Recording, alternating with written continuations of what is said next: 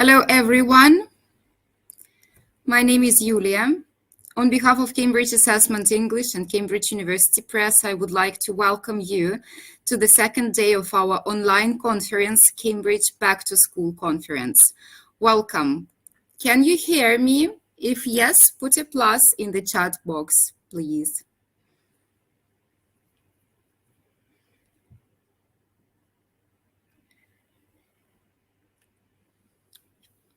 Great, thank you. Thank you so much. Thank you for your pluses.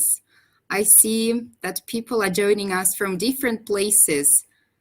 Hello, Russia. Hello, Armenia. Hello. Thank you.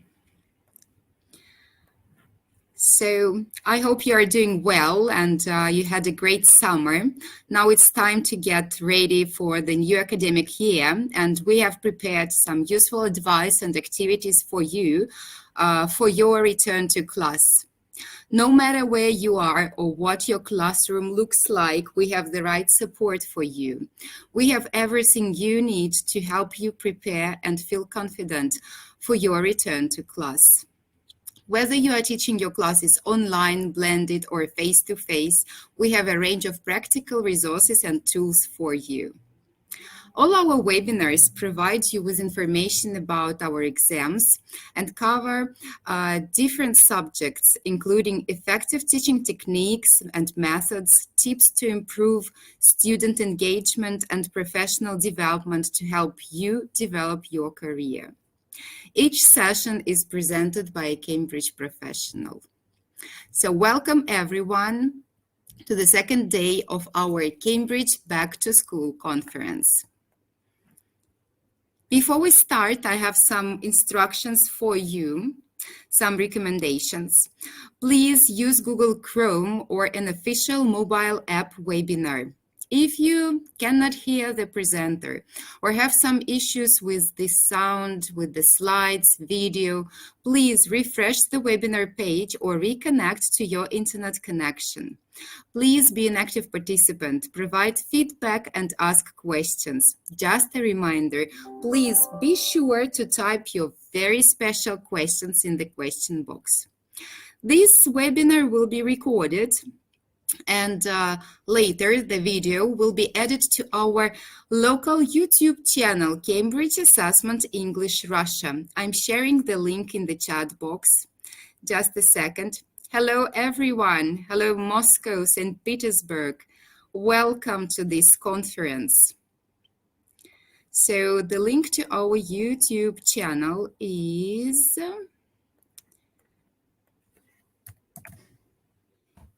here. It is in the chat box. Please click on the link and subscribe to our channel. Your certificate of attendance will be emailed to you within a week of the webinar. Just a reminder, we only issue certificates to those who have attended our live sessions, our live webinars. Hi Vita, nice to see you too. Thank you for joining us. Hello everyone. Hello, Grozny, Armenia. This is really great to see so many people. So this day is devoted to reading. We'll talk about reading at different levels, A2, B1, and B2. And I think that it's time to introduce the first presenter. So I'm opening the presentation. Sarah Ellis, Senior Assessment Services Manager, Cambridge Assessment English, Italy. Hello, Sarah. Hello. Hello, Julia. It's lovely to be here. Hello, everyone. Thank you for joining us. Can you see your slides? Yes, thank you very much. Yes, I think it's okay. Great. That's lovely. Thank you for that lovely welcome. It's time to get started, so the floor is yours. Right, thank you very much. So just to add to what Julia just said about the two sessions, as we're covering A2 to B2, that's a lot to do.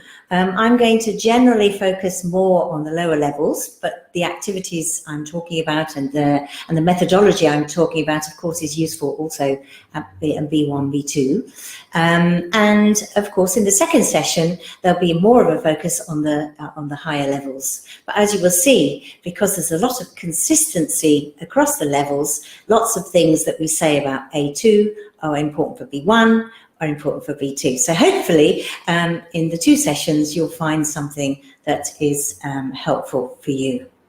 Now, before I actually start the session, just to say it's a great pleasure to be able to join you. I'm sorry not to be there, of course, in your beautiful country. A few years ago, I did visit Moscow and St. Petersburg. I'm afraid I've only done those 2 little bits in my short trip to your lovely country. I hope one day to come again. And I'm delighted to be here on my first day back at work after my summer break and to share this opportunity with you. In fact, summer break for me means reading, because it's time when I set aside some reading time for me. And we'll talk a little bit more about reading and your reading as we go through.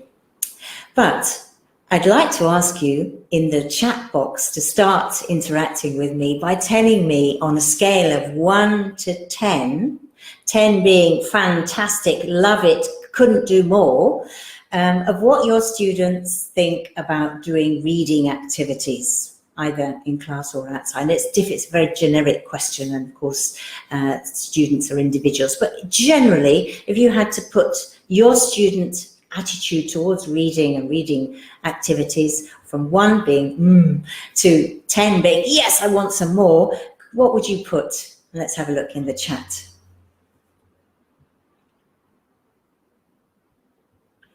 So I can see the chat. Okay.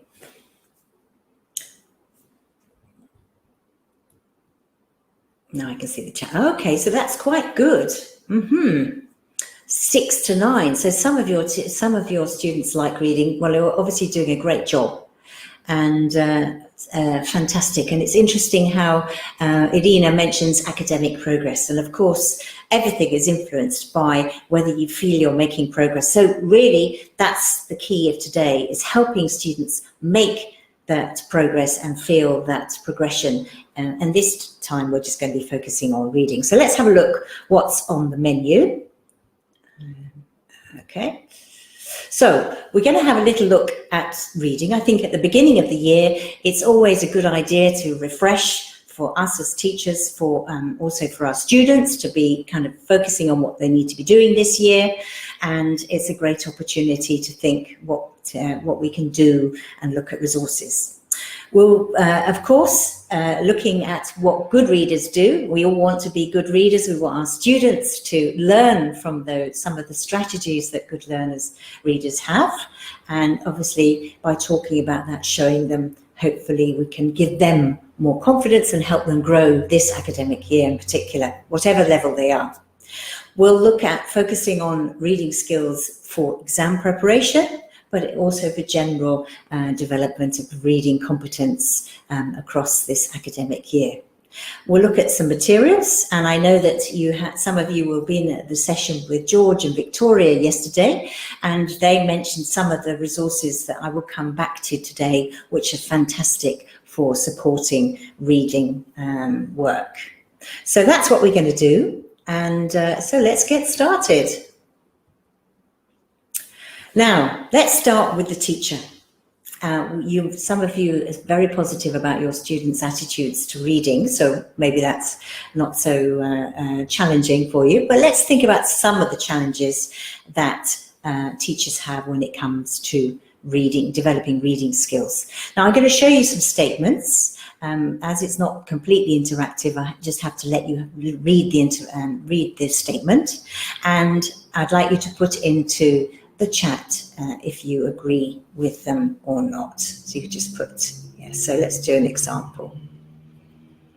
So if you agree, you can just put the number 1. If this is true for you, you can share that in the chat. So reading, when we think about it for teaching in class, takes too long, and it's poor use of classroom time. It depends how much lesson time you have, of course. But let's see what you think about that.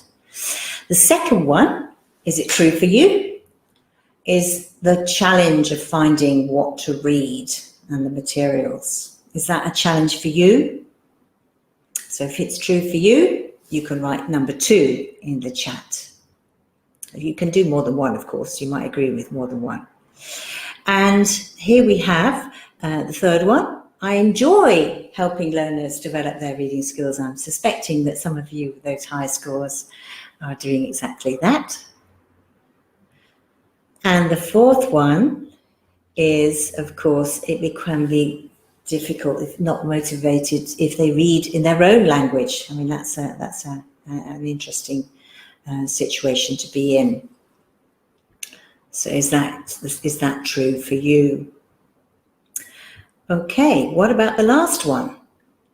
So, of course, no class is the same and no students are the same. So is this something you have to do?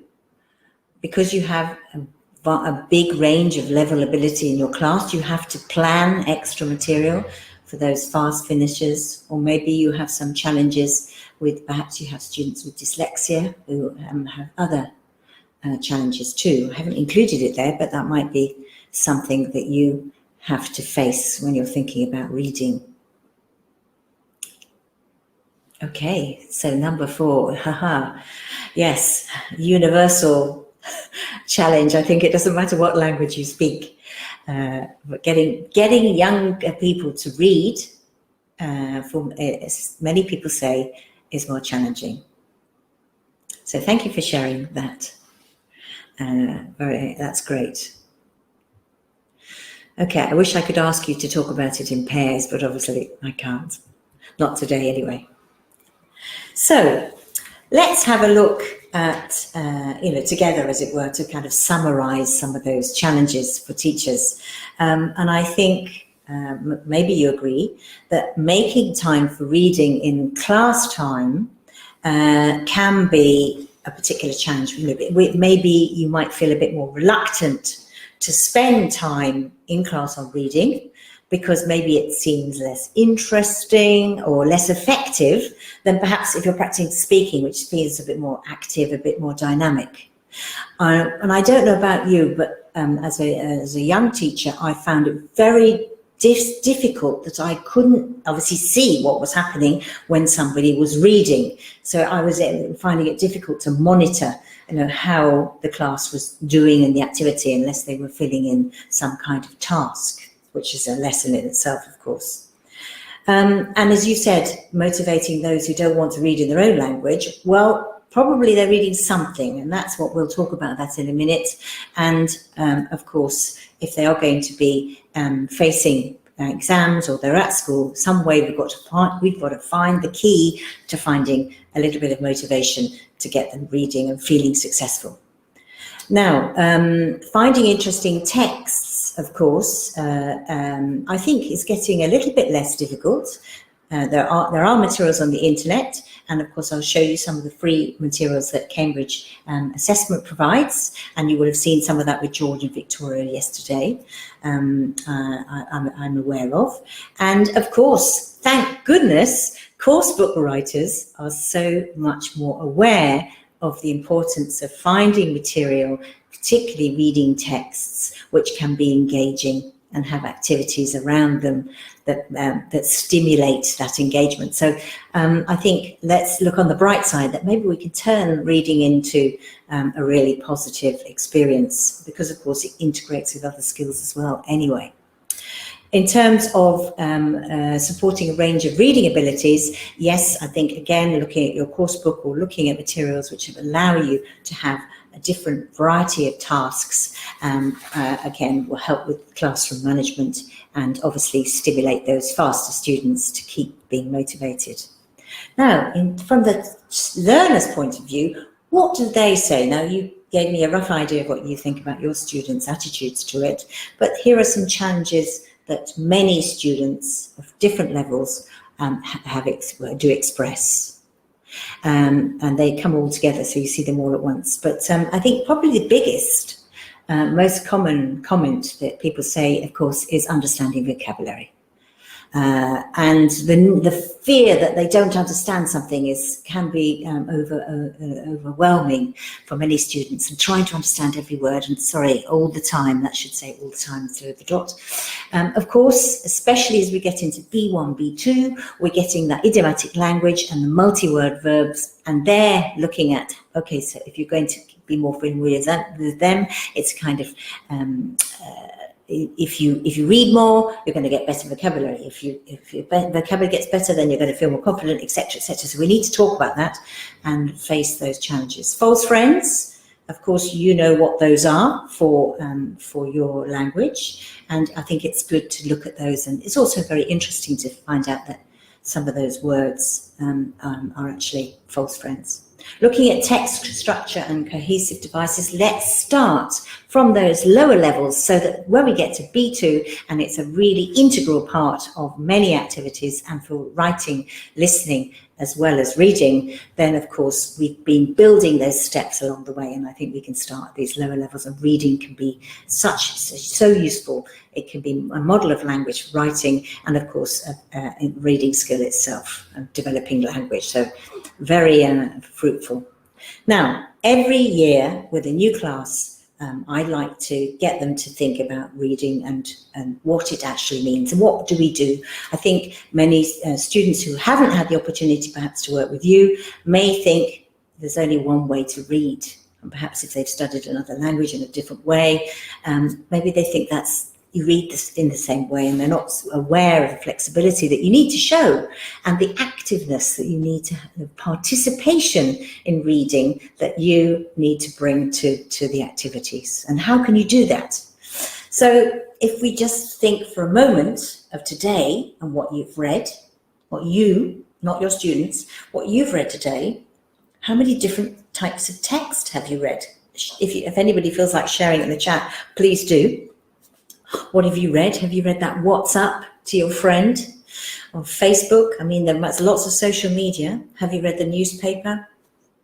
Did you read a bit of your novel that you're reading on the bus going to work, etc.? I wonder what you've read. So if anybody wishes to share, please do.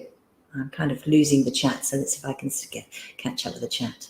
Okay, oh, good. So we've got lots of things there. News on the net, and of course, we've now got so much more choice with paper-based and digital. It's actually more exciting than it used to be, I think. So again, that's a thank you for sharing. Great. Oh, some really conscientious people there, getting back, thinking about work too.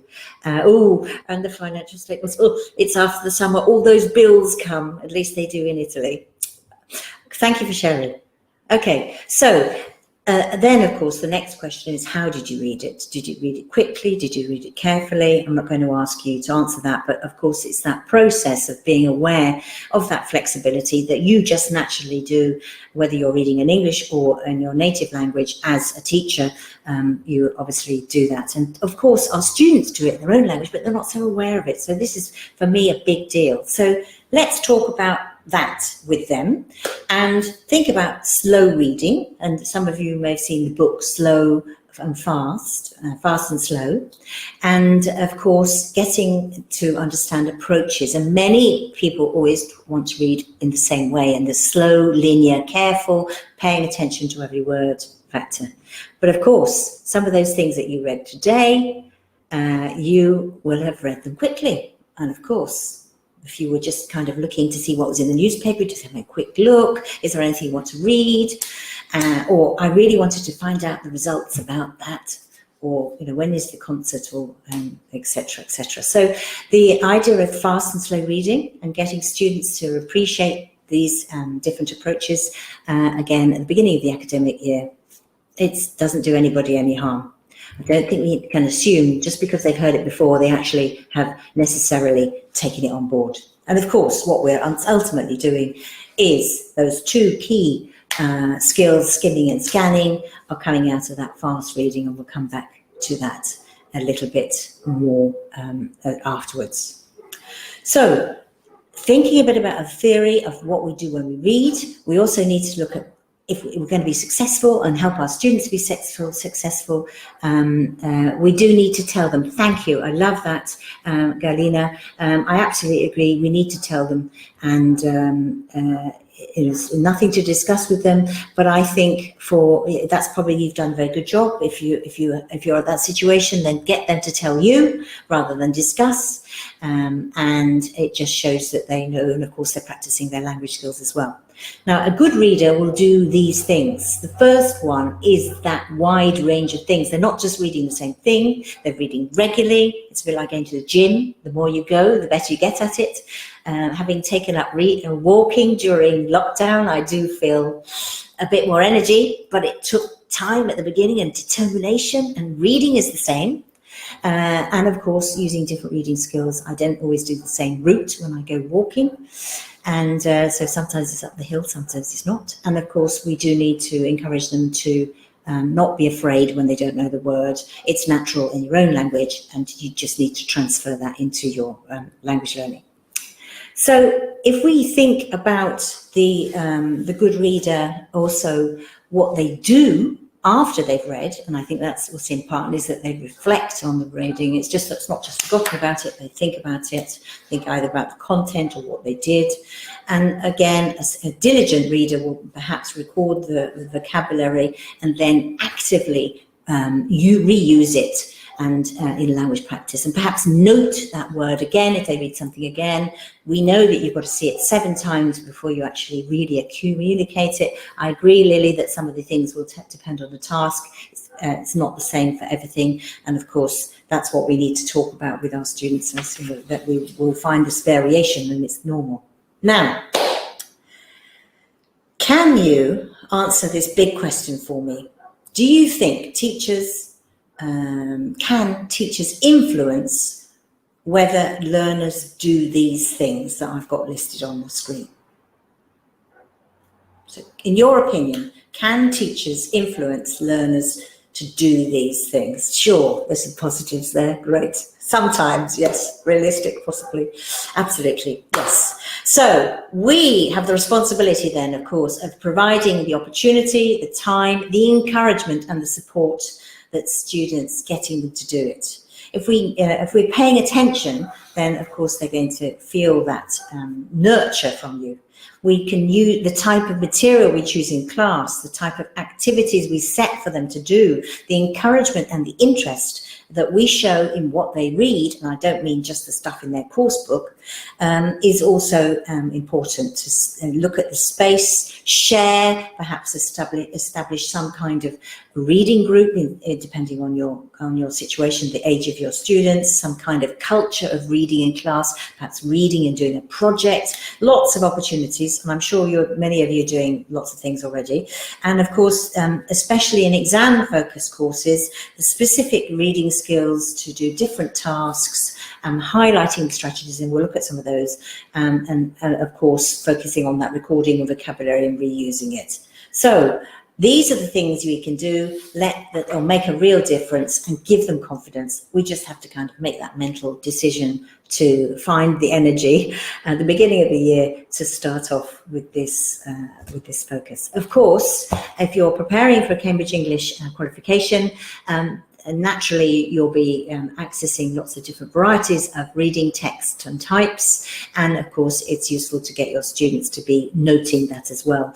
And again, they can feel successful that they are reading different types of things, and of course now increasingly they see step by step the repetition, or let's say the development of the task types across the exams, which means that if they've done it well at A2, it's going to be easier at B1, at B2, etc.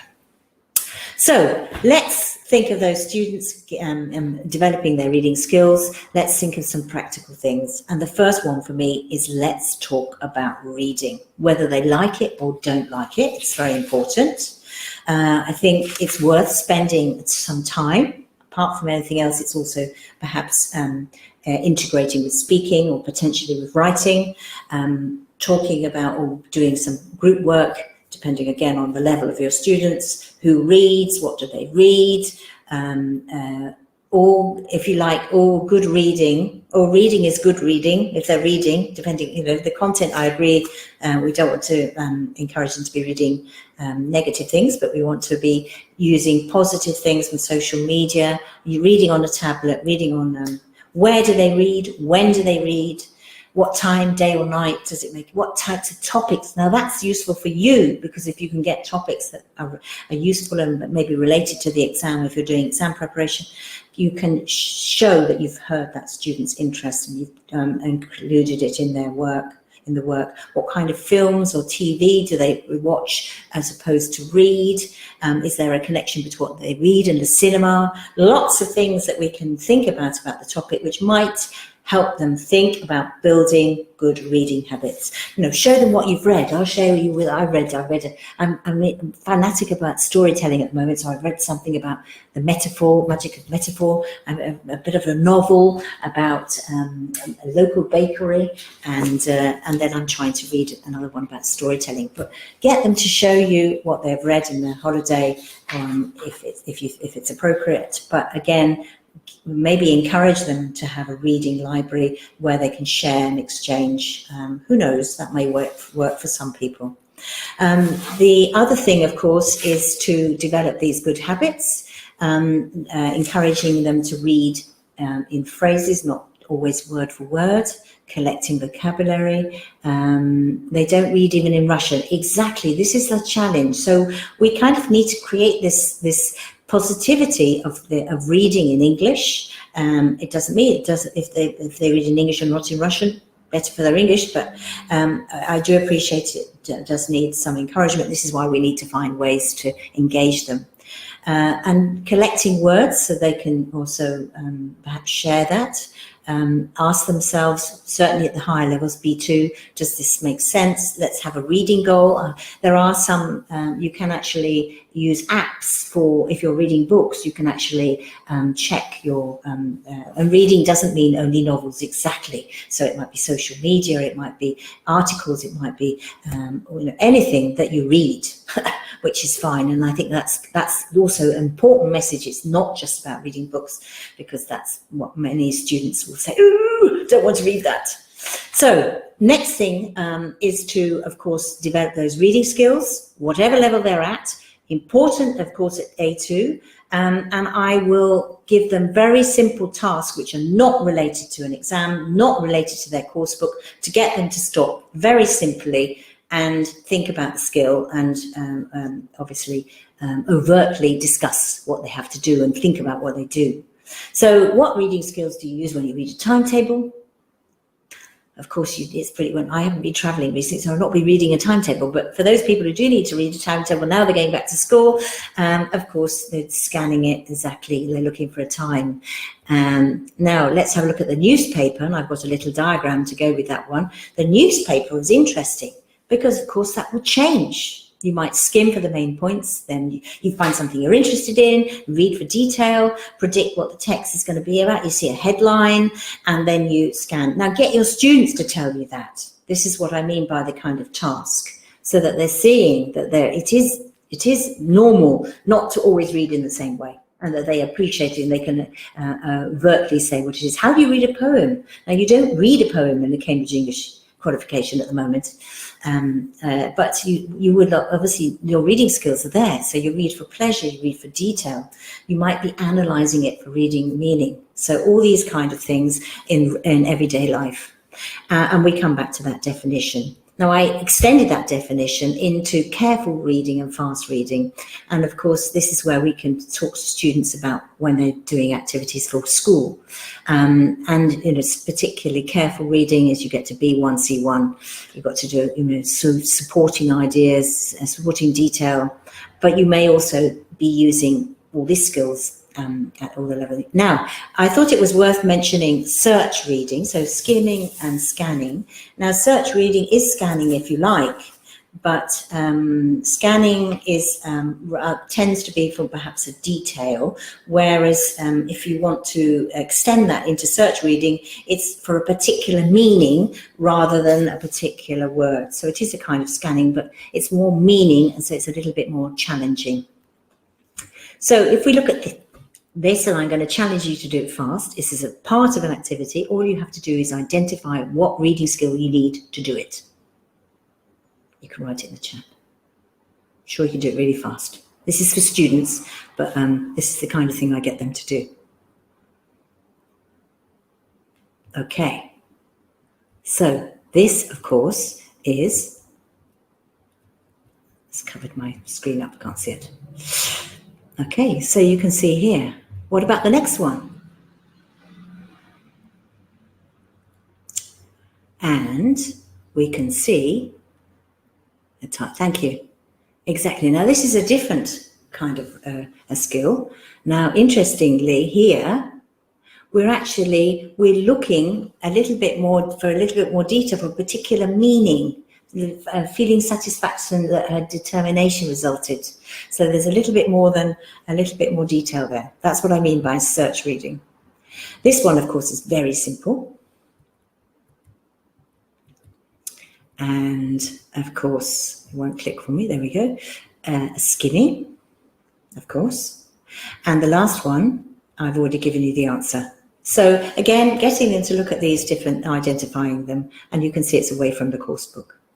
This one I think is worth reading. So have a look at that and see what you think of that.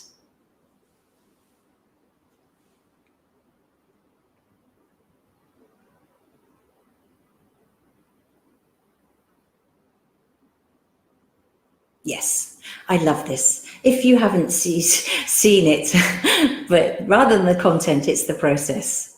The first time I read it, I was astounded. Exactly, amazing. And lots of people will have seen this, and it's good to be reminded. And I love it because it shows that our brain doesn't rely on what we actually see, but it relies on what we expect to see. So very important about genre and understanding how the clues in a text and the fact that your brain helps you predict. So very powerful. So I just think that's just a useful thing to show the researchers. Now this one is for you. So the 3 classic questions: where's the text from, who's the text for, and why was the text written? Tell me very quickly.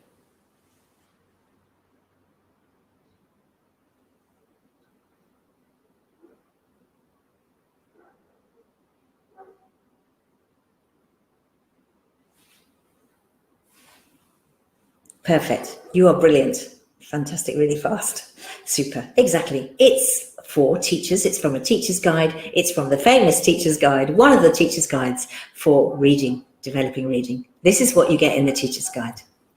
And here is another little task for you. I've had to highlight the task because I couldn't animate it. If you read the text and actually look quickly for the words part 2 task, and you can see I've circled it, the reading skill that you actually do, of course, is you're scanning across the text.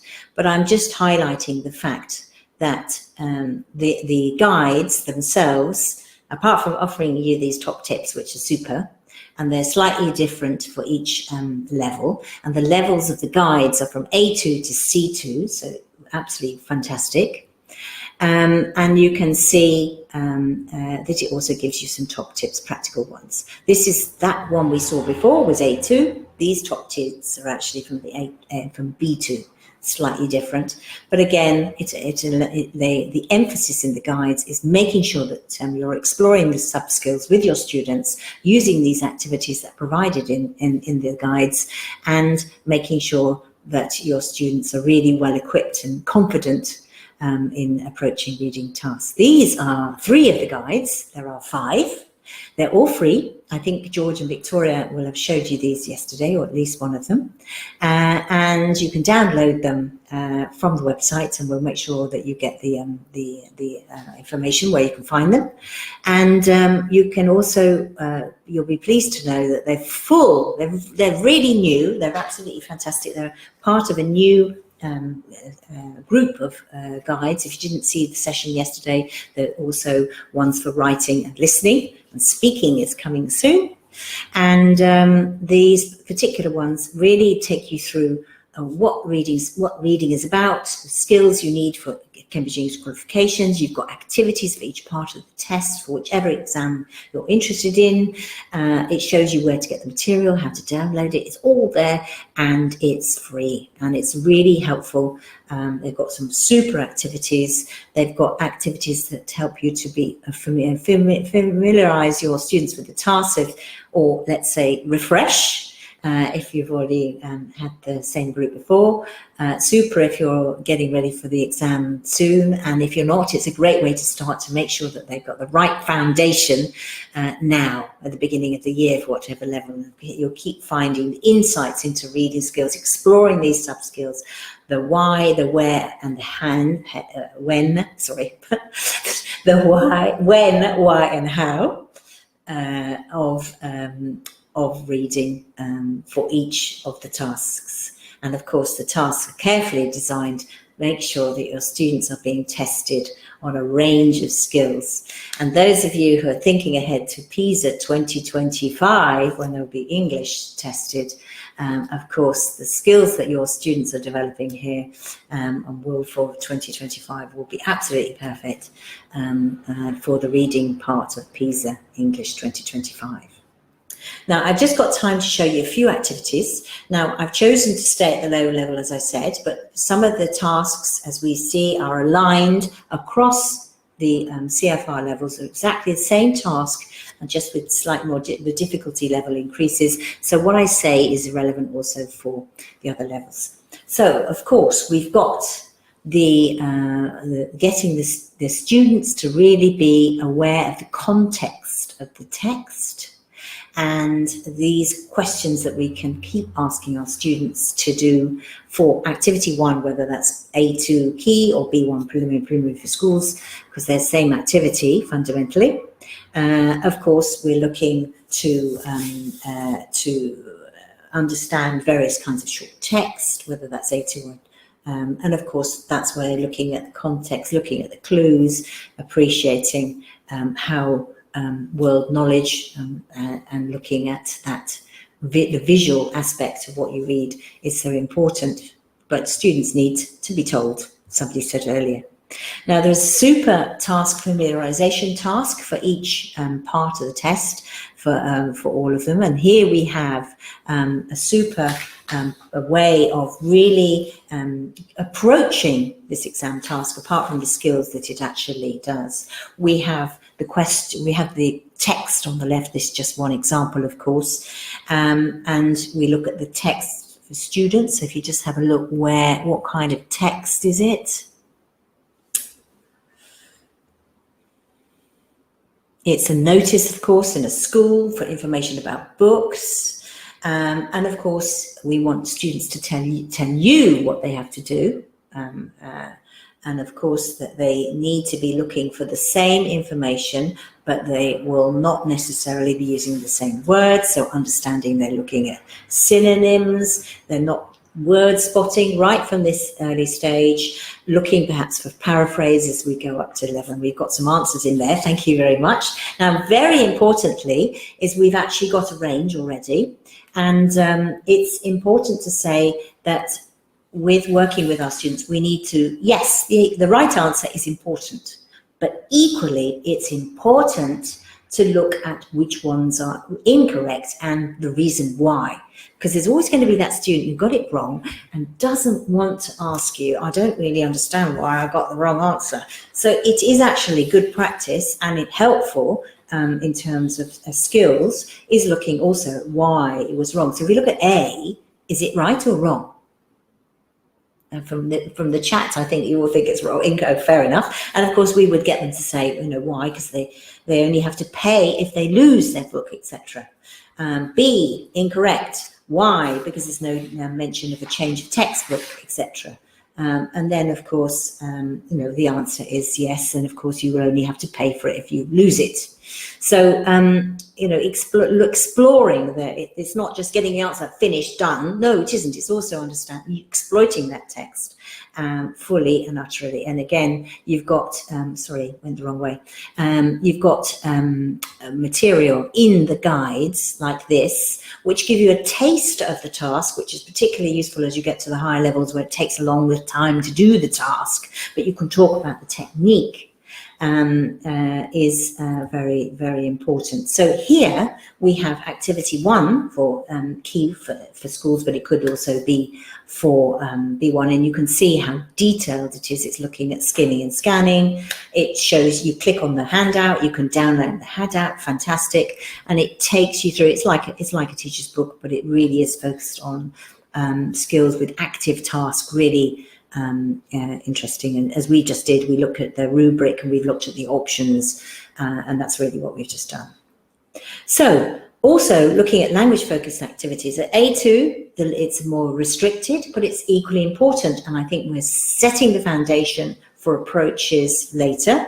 And if you're doing this at B1, it's still relevant. Of course, we've got the answer. Fine, that's okay. But we've discussed, of course, the reason why the others are not right. But we also need to get them to think about paraphrasing. So these are expressions from the text. I've selected 3, and then of course I would elicit some alternatives for expressions. So we get that idea that yes, it might be a synonym, but it also might actually be, if you like, a paraphrase, also useful for speaking. And here we've got the function, and so the function here that you might find in the texts at A2 or B1, and of course we've got some options, and I've just color coded it to make it easier, so we can match the function with the context there, with the instruction. And again, you can encourage students. Again, we're getting that mindset of what we're reading, and that we're not always word spotting, and that we're looking for a different way to say the same thing. We're also developing our language skills at the same time. Another nice thing to do is actually, okay, let this same answers, but let's change the answer, which means we have to change the message so that the message would be correct for that answer. Again, so that really it's quite challenging, but B1 certainly, and A2 with a little bit of help from my friends. Why not? Get them thinking about that. And then they start to see what you're trying to do in the actual task. So again, you can see how you can do that for each one, and you can do that with obviously other questions too. Now, because we're looking at language development and vocabulary development at this level, one of the things, of course, is to play a game, but using synonyms and antonyms. Again, you've got the activity here. You can relate it to the word list, especially for A2 or B1. And for B2, there are the solutions, which we will talk about as well, but for A2 and B. So developing vocabulary alongside your reading skills. And again, it's a little bit small, but you can see how the material is there ready to basically download. Now, for me, one of my favorite skills to develop for both reading and listening is actually prediction. It's so powerful. If we can encourage students to do that, they will approach a task with a different attitude. It's a bit like doing jigsaw, and you're kind of putting the pieces together, so it doesn't feel like it's something you suffer. It's something you explore and you find a solution. Let's think of it that way. Understanding the text, how can that help me, etc.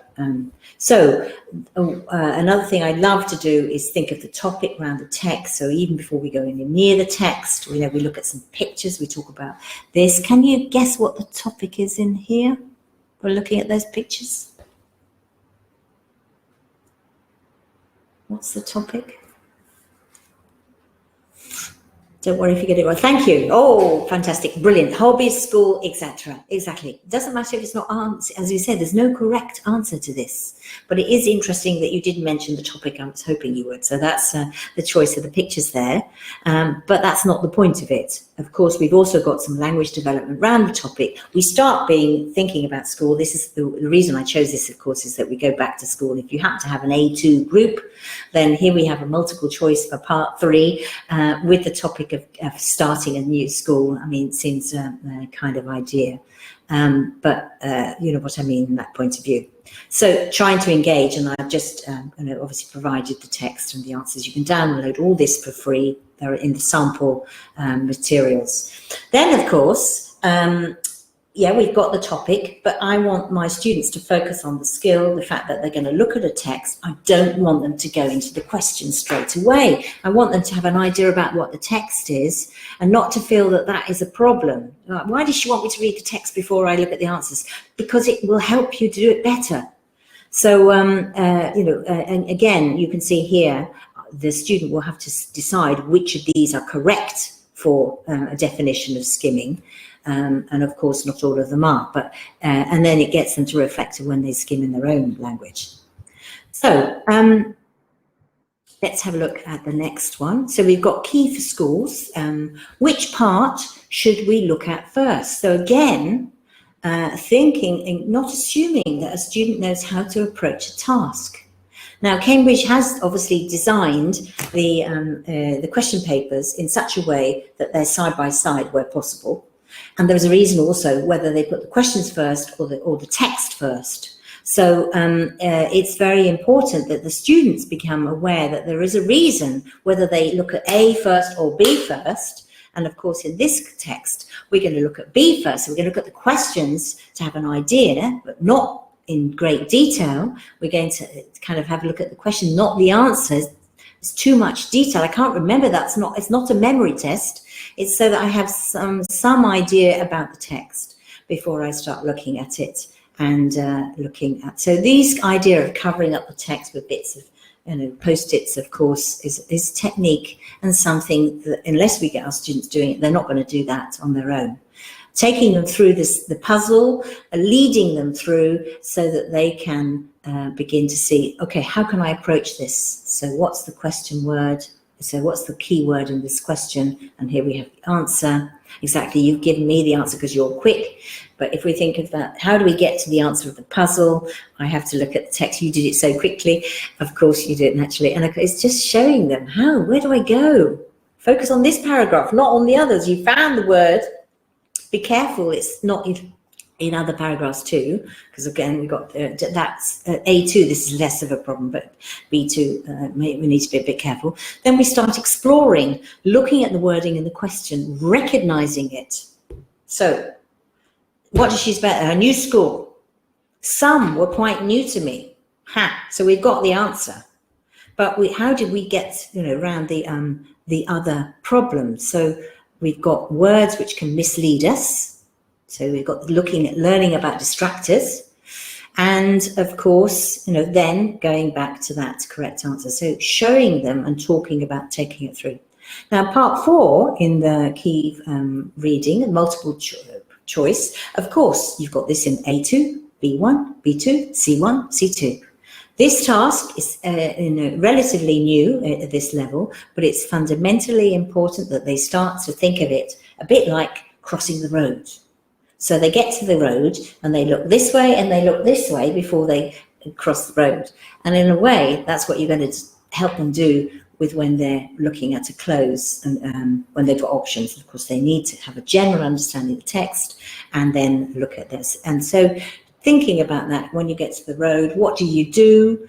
What aspects are they testing? And I've got the answer here, of course. Here we've got the answers. But getting students, this is also for teachers to be more aware that, of course, the vocabulary is going to be the same topic area, semantic area, and they're going to be the same word class. It's not testing whether it's an adjective or noun. That's too, no.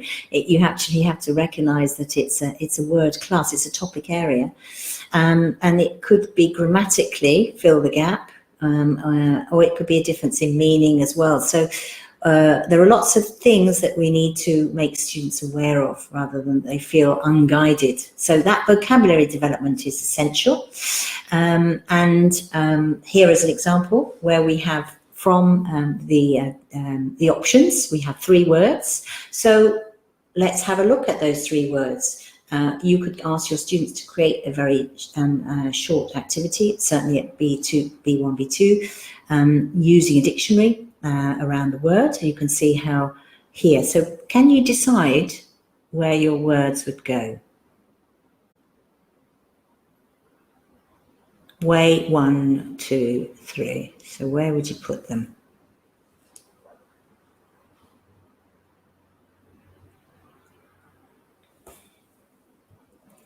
Thank you. And I'm going to give you a bit of a colour. So there we go. Thank you. Oh, wow, that's great. So you get the idea, but the process you just went through, those of you who were really fast, is, of course, what we want them to be doing, seeing how the word might be used in different contexts. And that's why it's important to look at it in the text that they've got in their reading text. But again, we're developing the vocabulary. Similarly, and I won't spend too much time on this, but B2, of course, we've got them to look at the grammatical use of the word, looking at the word formation in activities in the part 3.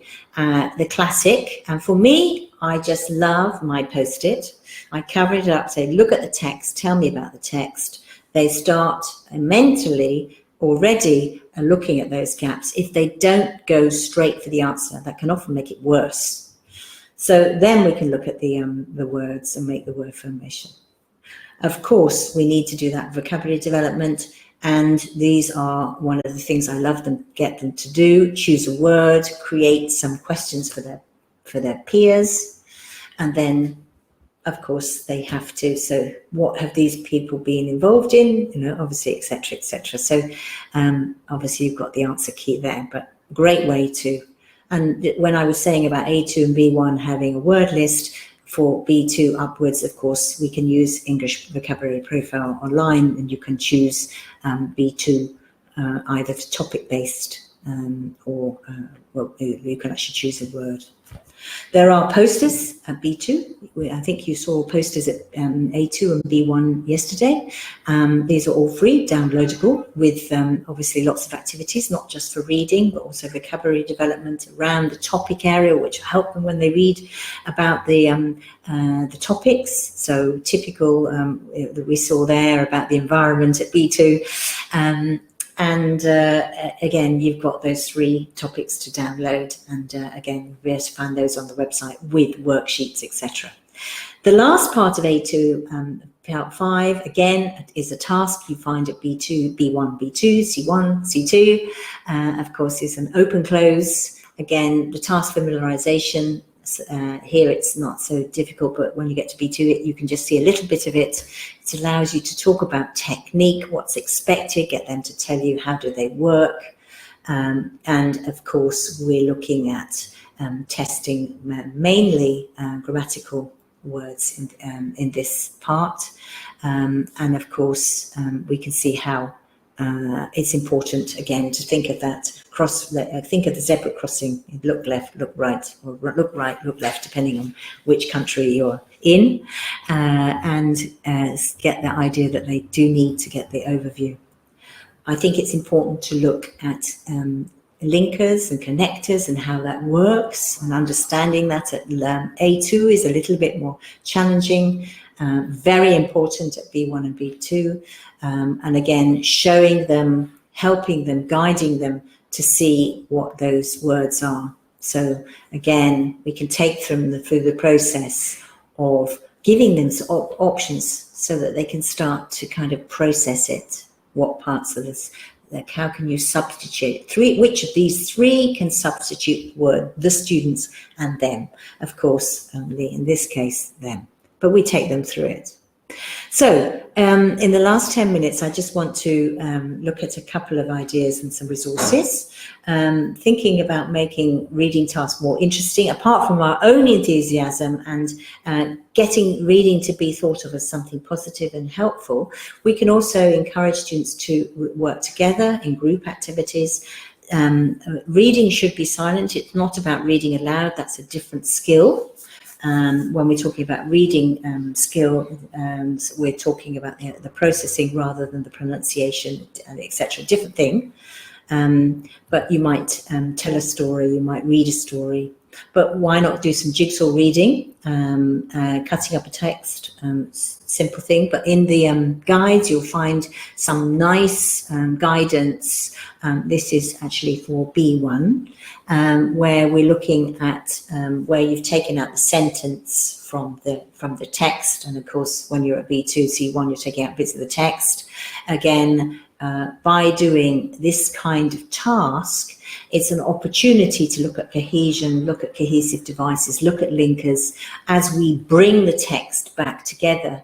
again, without it being an exam task, because if you're doing it as a reading jigsaw, if you like, where you give a student different parts, then it becomes very creative. Now, here we have the explanation of how you might cut up the text into strips, and again, it's got the material there for you. I'm not going to go through the detail, you will be able to do that better by yourself, but you can see it's there, and then of course they're justifying their choices, thinking about why things connect, how did they find the clue, and again, if they're doing it at low levels, here's a simple text at A2 level. We can cut it up into slips, or if you wish to be digital, of course you might do it, on your digitally and send it so that they have to go and read it on their device. So it depends on your situation. Again, you don't have to print out any paper. But it's a great thing to do. Students like it, and I think it's really inspiring. I think you can do it with different things. You could do it, I've been looking at storytelling. Why not get them to read a story, have a bit of story? It doesn't have to be an exam task all the time. Using an app, social network, you can even do WhatsApp activities, depending on your situation, which require a response. So they're reading and responding. And of course, we want them to get them to read text. So using their own text, a variety of things. This is just an example of slightly higher level text. I take the text and use a free app from this random idea English blogspot.com, which is a tool gap fill generator, free one. There is a paid part, so watch out for that. So you can use the free bit.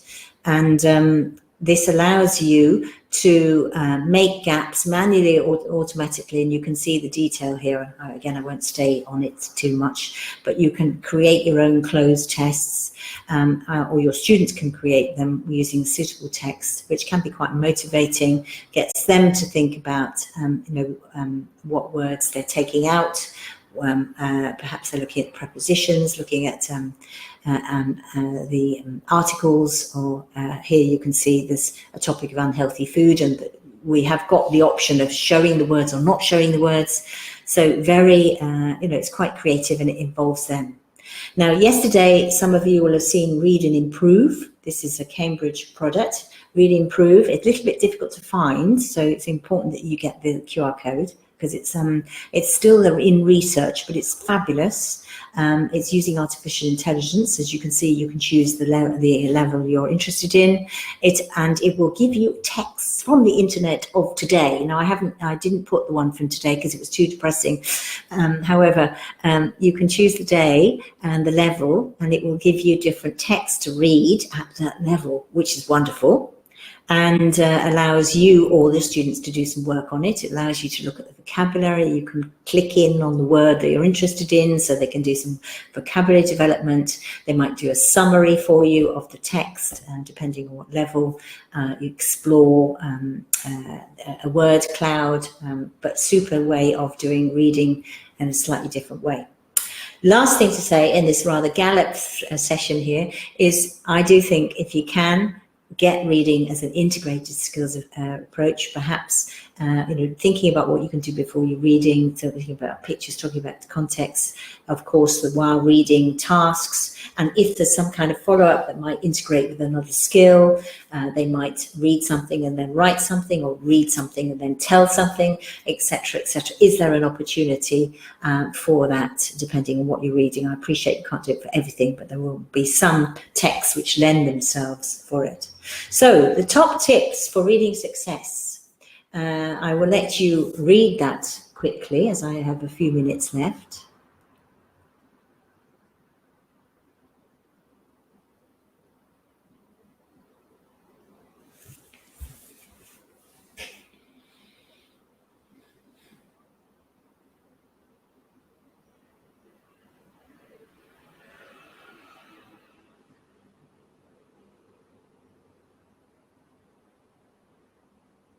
Super.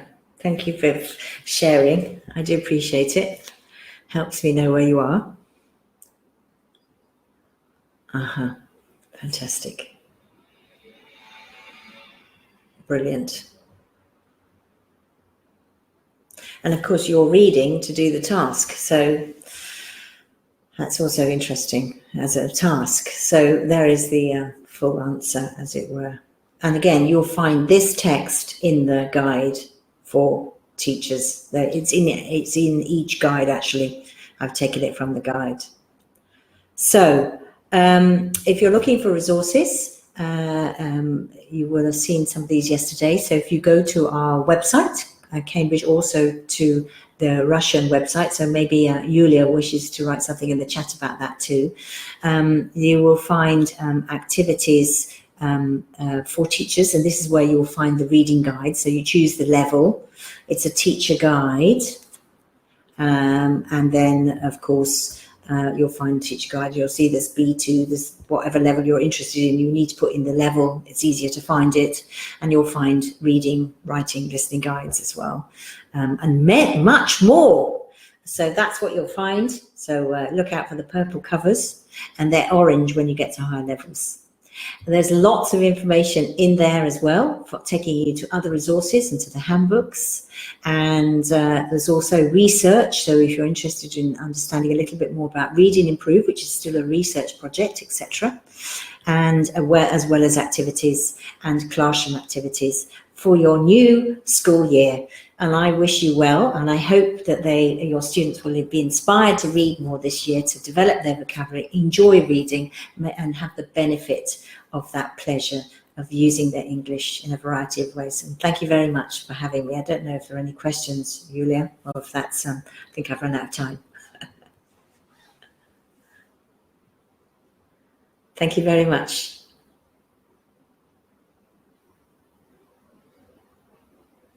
Thank you for your messages. Okay.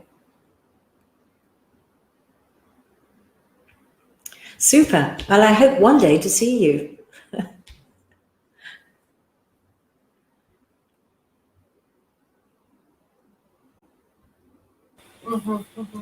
Thank you, Sarah. Thank you. Oh, look. Yes. Okay. Thank you very much. That was really great. Judging by the comments in the chat box, all participants loved your session, and thank you for all these great recommendations and advice, activities. Thank you very much. And this my pleasure. Resources. My pleasure. Thank you very much again for having me. Thank you. Bye-bye. Bye-bye. So, dear colleagues, it's time to move to the next session of the second day of our Cambridge Back to School conference. And I'm happy to welcome and introduce the second presenter, Chad Bearden. Chad, please join me. Can you hear me? Please start webcast. Can you hear me okay? Yes, hello, Chad. Wonderful. Hello, hello. Thank you for joining us. Dear colleagues, Chad Bearden is Director of Studies, Language Link Russia. Language Link is one of our Platinum Exam Centers. So this is great honor for us to see Chad today. Thank you very much, Chad, for joining us at this event. I'm opening your presentation. All right. Second. Can I can see it. Okay. Just fine. Yeah. All right.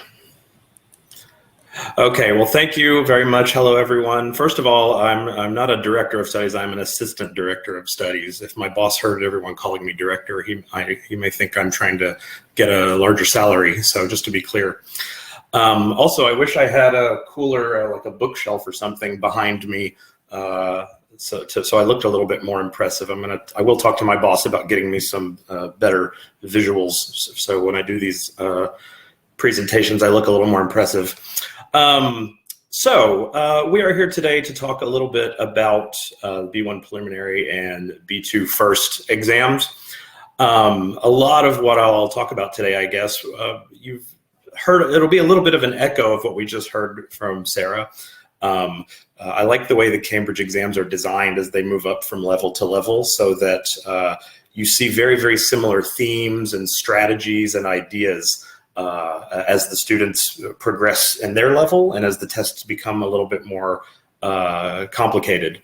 In my experience as an exam teacher, And also as someone who does evaluations of other teachers who are doing exam lessons, what I've noticed is like a very big mistake that a lot of teachers make when they teach exams is that they are trying to teach things in a very, very much more traditional type lesson, like a grammar lesson or a vocabulary lesson.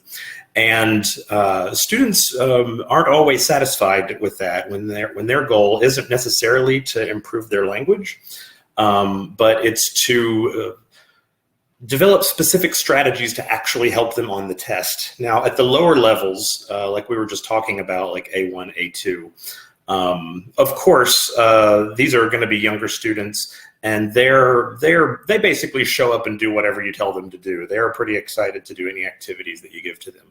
But as you start moving up into B1, and particularly up to B2, you'll find that these students, their language level is about where it needs to be, and you don't have to focus so much on teaching them grammar and vocabulary, although that's always something you should be reinforcing. Instead, like I said, you want to make sure that you're giving them very specific strategies for when they sit down to take the test. The purpose of an exam class is to, again, to echo something that we've been hearing a lot of, you want to familiarize them with all of the exam tasks so that when they go to sit down to take the test, nothing is new, there are no surprises. And you want there to be almost a sense of routine so that as they sit down to do the first task, this isn't something that they're seeing for the first time. This is something they've seen many times before, they've practiced in class. And not only that, but they have a mental procedure that they follow, which helps them on their way through the test. The strategies that I've tried to develop over my years of teaching exam classes focus on a few different things. Number one is time management.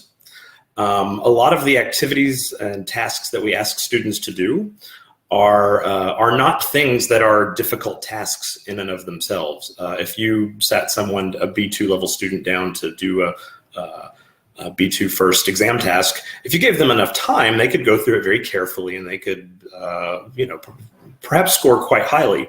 But the catch with all of the Cambridge exams is that there's a time limit. And this time limit, even though I think that the time given is ample time for students to complete these tasks, just the idea that there's a clock running, it kind of like distracts you in the back of your mind, and it can slow down your mental process and it can distract you from being successful. So a lot of the strategies that I've developed are focused on getting through the test as quickly as possible. And of course, you don't want students to rush, but you do want them to be aware, like there is a faster way to do this than maybe your instinct would tell you if you didn't have a time limit.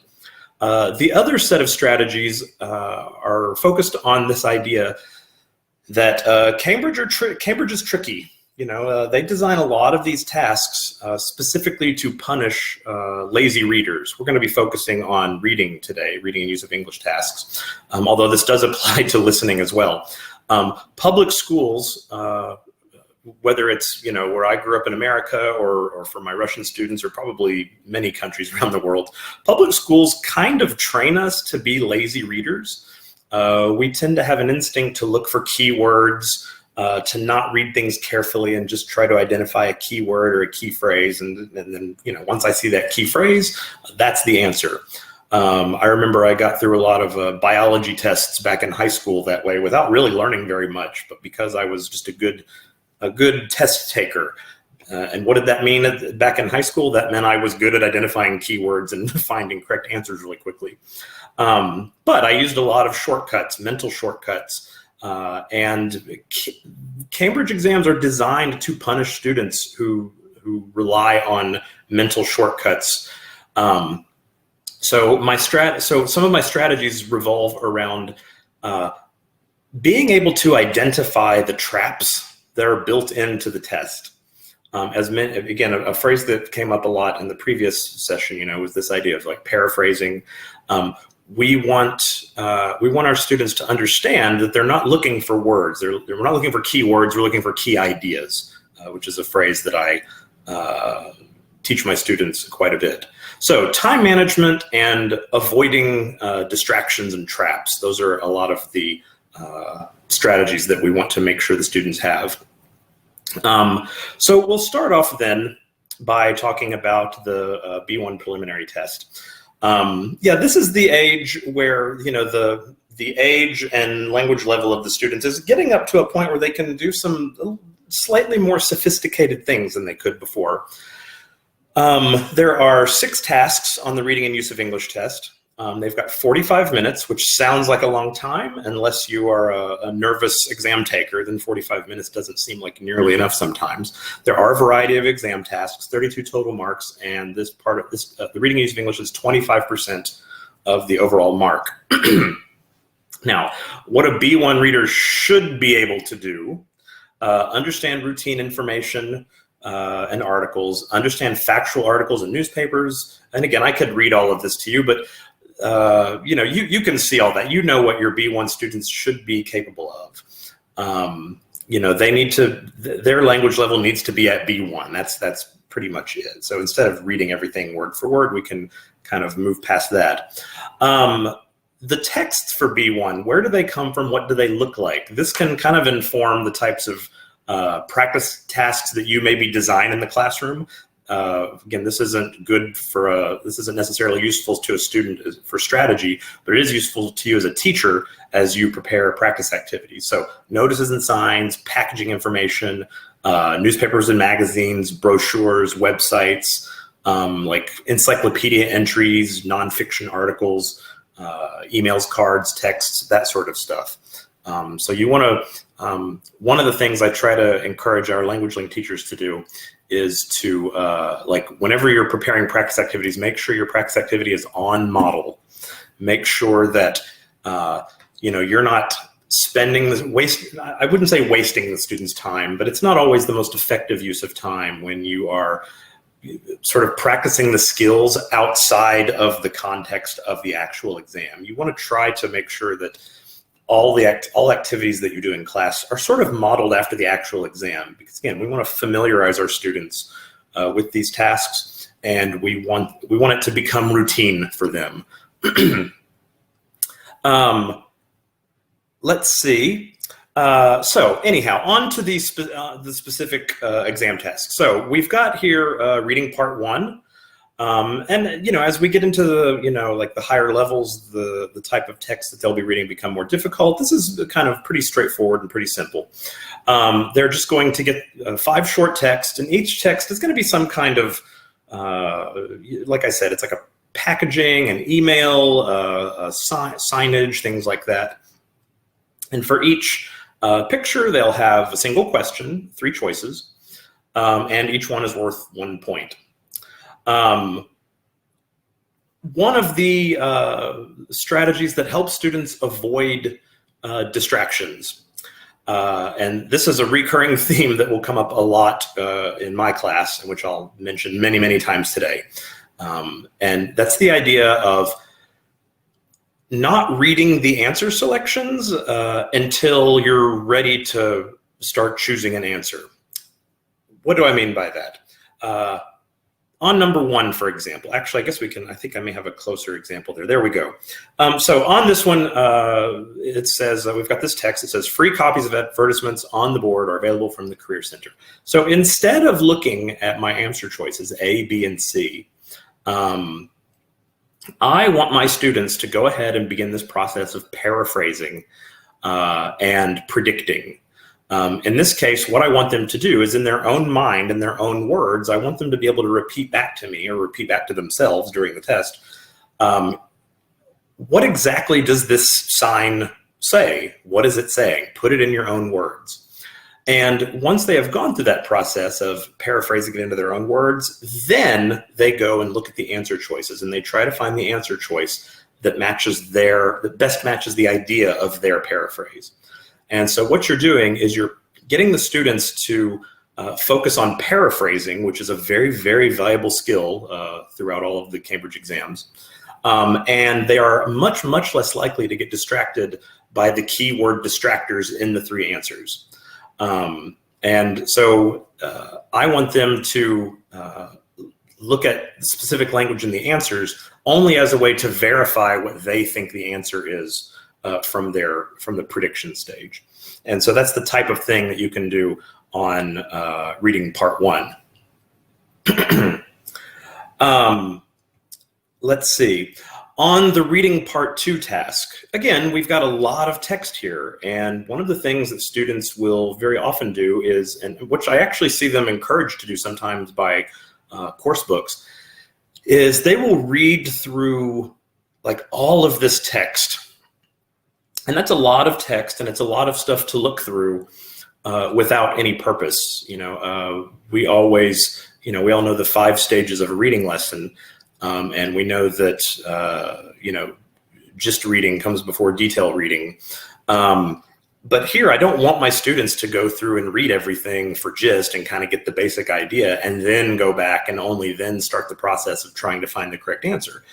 Because in the context of the exam, this is very, very time consuming. So we want to give them a time management strategy. And so what we would do is we would take a look before we look at any of the answers, we want to take a look at the 5 speakers here. So what they're always going to get, they're going to get basically like 5 speakers, and then there are 8 descriptions. And then of course, they're going to be matching them together. And so as an example, let's see here. As an example here, we've got, here is this guy, Matt. So again, I would, on this slide here, we see 2 of the answer choices, and the person who put this slide show together sort of found two choices. One of them is probably right, one of them is probably wrong. But instead of looking at those, what we want to look at is we only want to look at what Matt says. Okay, what does Matt want? And if you look at this, I can read through this very quickly, and I can see that there are 3 specific things that Matt wants. What are the 3 specific things that Matt wants? Just boiled down to like one-word answers. So there's 3 things.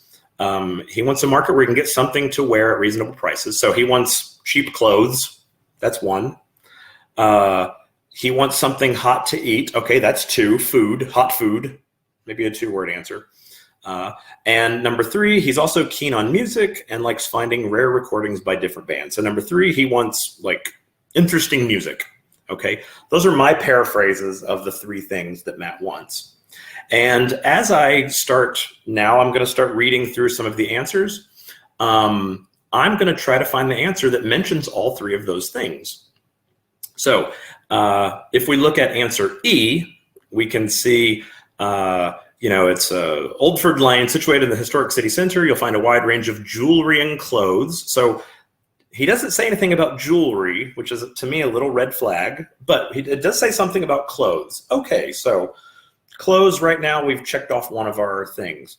Number 2, although it doesn't say anything about cheap or clothes at good deals. So these are the types of things that I want my students paying attention to.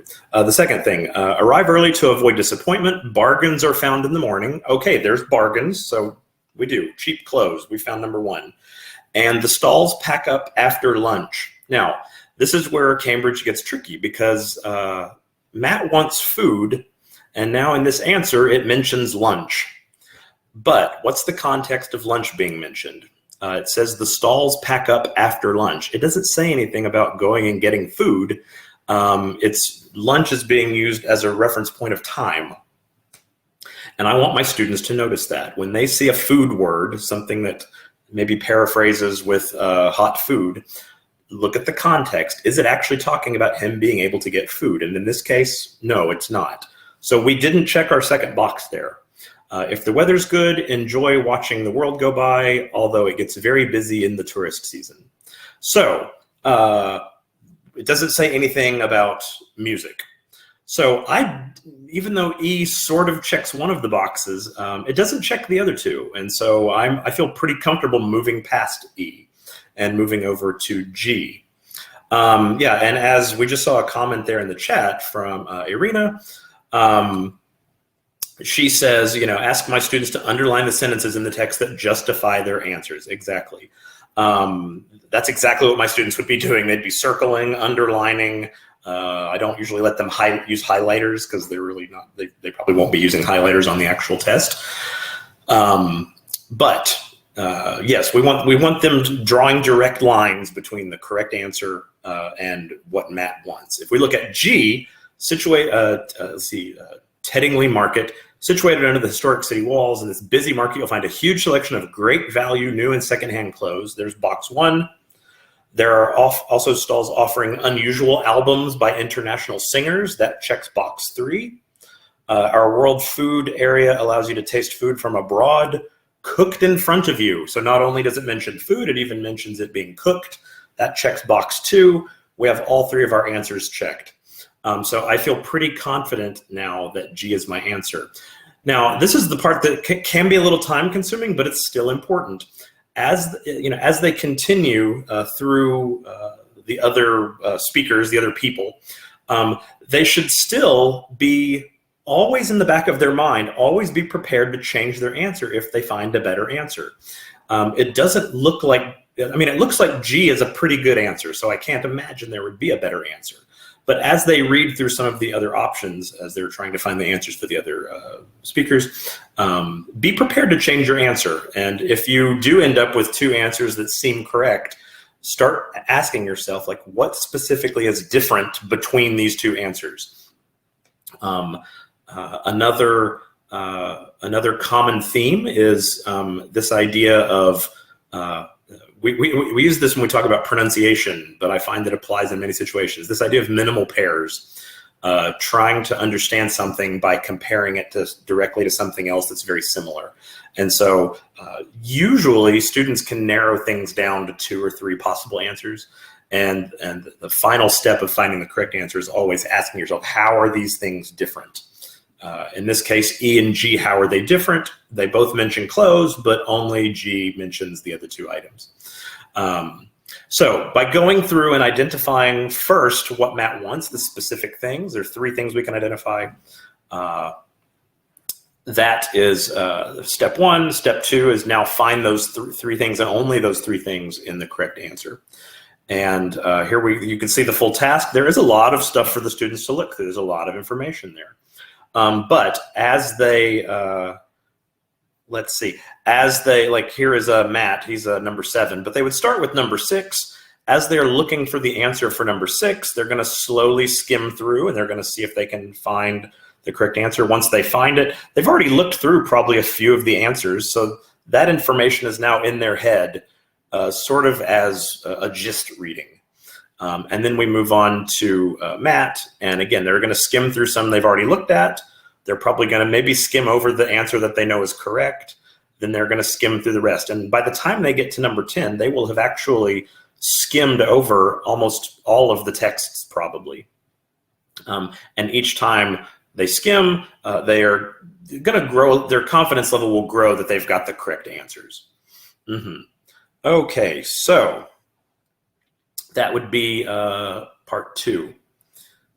Let's see here. So moving on to part 3. So what we've got now is we've got basically multiple choice questions, reading through a text and multiple choice questions. So again, it's a very, very big time waste, in my opinion, to have them go through and read the entire text before they get to the questions.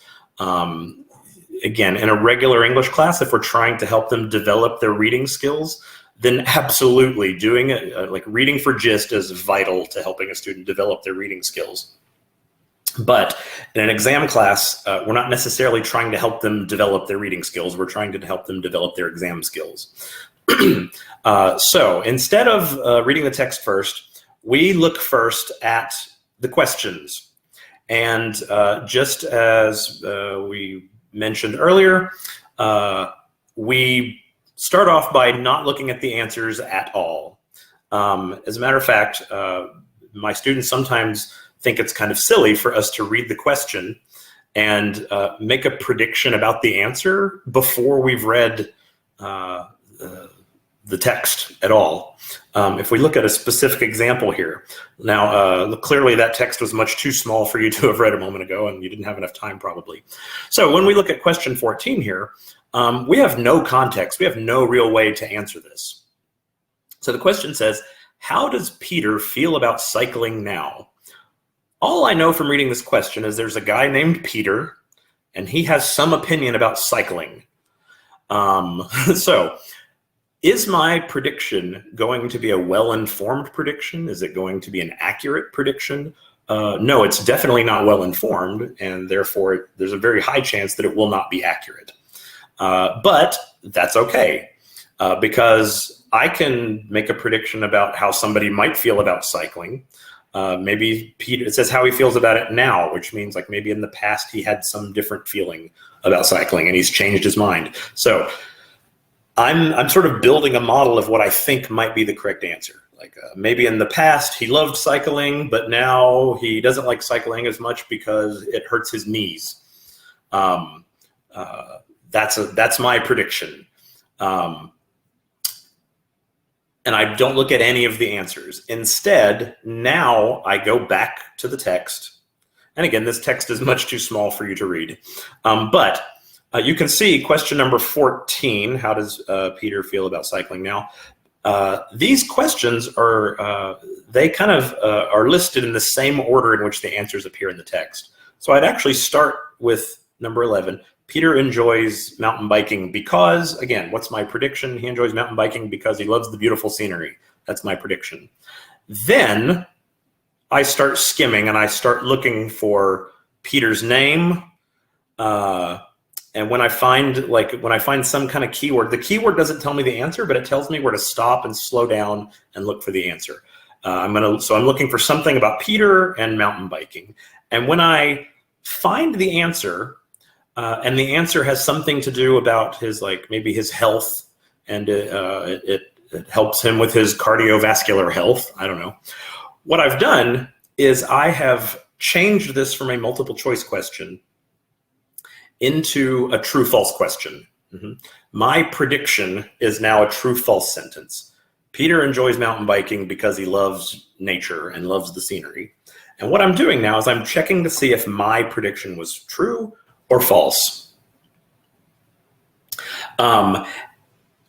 When the students read all 4 answers, or 3 answers as the case may be, if they read all of the answers before they look at the text, what they're doing is they're taking 4 pieces of information, 3 of them are wrong, and 1 of them is right, but they don't know which is which yet. And they're putting all of this information into their head. And then as they begin reading, they have created for themselves a very complicated cognitive process. What they're doing is they are now reading and they're constantly checking everything they read against 4 different pieces of information. It's not that this is impossible, but it's much more complicated, and it requires much slower, more methodical reading. And it may also require a lot of going back and checking and reading the language of each answer very carefully. So what we want to do is we want to eliminate all of that. We don't look at any answers. We read the question, we make a prediction, we check to see if our prediction is wrong, and usually our prediction will be wrong.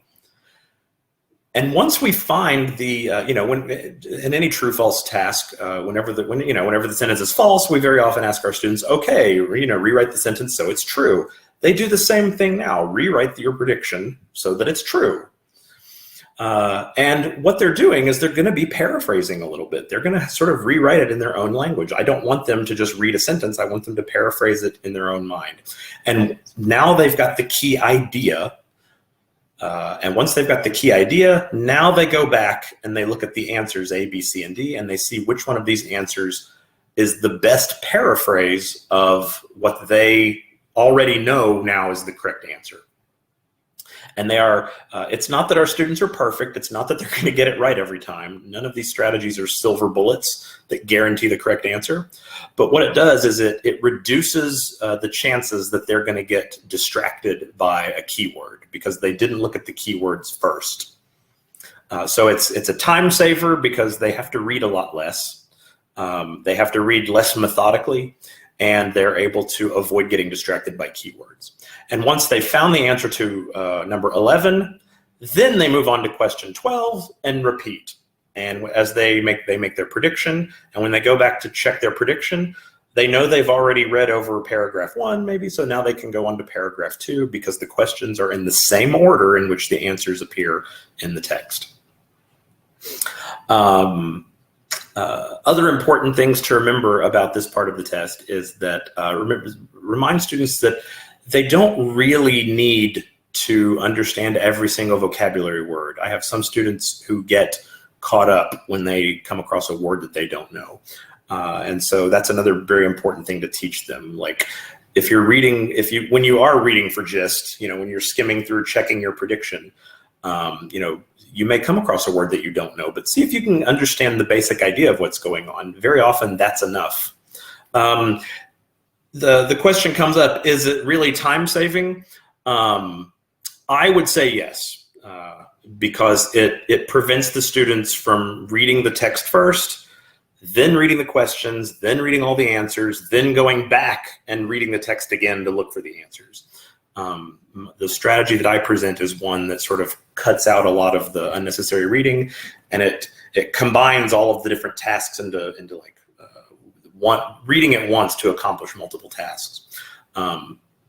Something else I would say is that I try to tell a lot of my students that just because I give you a strategy, it doesn't mean you have to use it. Some of you are probably good test takers. I was a very good test taker in school. If somebody tried to come along and tell me how to take a test, when I have always been successful at taking tests my own way, I would sometimes maybe resent that a little bit. So if a student has some other strategy, if they want to read the whole thing first and they can get the job done doing it that way, my strategies are suggestions. These are useful tools that the students can take away when a class is over. They're not rules. They're not mandates that the students have to do. And they should, students should let success dictate to them what's a successful strategy. If they have a strategy that works, then have at it. Do everything the way you want to. But all of the strategies that I offer, in my opinion, do make the process more efficient. And most of my students do tend to find them useful, and their test scores do improve, and their stress level is reduced by following some of these strategies. Let's see. Again, this is the question again, just to summarize, predict answers, avoid reading the answers first, eliminate options. That's always, once they do get into the stage of like looking at A, B, C, and D and deciding which ones are right, eliminate options. It's not uncommon on a Cambridge exam for two answers to be very, very similar to one another. And so it is good to eliminate the ones that are clearly wrong. And again, when they've got two answers that are very correct, to ask themselves, what's the difference between these two answers? What's the difference between A and C, for example? And to really dig into those two answers. So they are doing some more methodical reading now, but instead of methodically reading an entire text, now they're just methodically reading two answers, which again is a much faster process. Again, restrict use of dictionaries. Students should not feel an obligation to understand every single word. As long as they get the main ideas, they're very likely to be able to determine the correct answer. Get meaning from context and so on.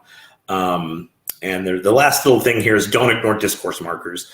The discourse markers in the answers are very often, especially at the higher levels, and I see this all the way up to CPE. Or excuse me, I guess it's the C2 proficiency test.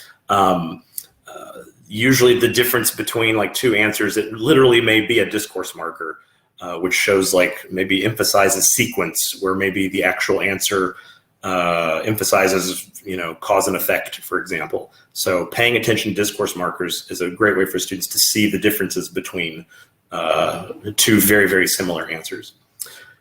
Let's see. So now we have part 4 of the test, which is at the preliminary level. It's basically sentence substitution. So they have to pick a sentence that fills the gap most effectively. There will usually be 5 gaps. Then there will be 8 options, so they'll have 3 distractor options. The distractor options will, as usual, very, very normally contain words that are very similar to what the correct answers should be, but in a slightly different context. And so that's something that, again, students should watch out for those distractors. And they're worth 1 mark each. The key to success on these types of tasks, it's really about paying attention to what we call reference words. So really paying attention when I look at my answers, for example, seeing the word they, looking for pronouns, for example. Who is they? Now, if I read this text here, I can see that they may refer to my students, okay? So C is a possibility as an answer because grammatically, like they has a very clear antecedent. And let's see here, G, I decided I needed a break. When trying to find the correct answers on these types of questions, you want to make sure not just that the grammar fits. So grammatically, C could absolutely work, but you also want to make sure that narratively everything makes sense. So in the sentence here, it reads, it wasn't a bad job and I really liked my students, but I began to feel tired of doing the same thing every day.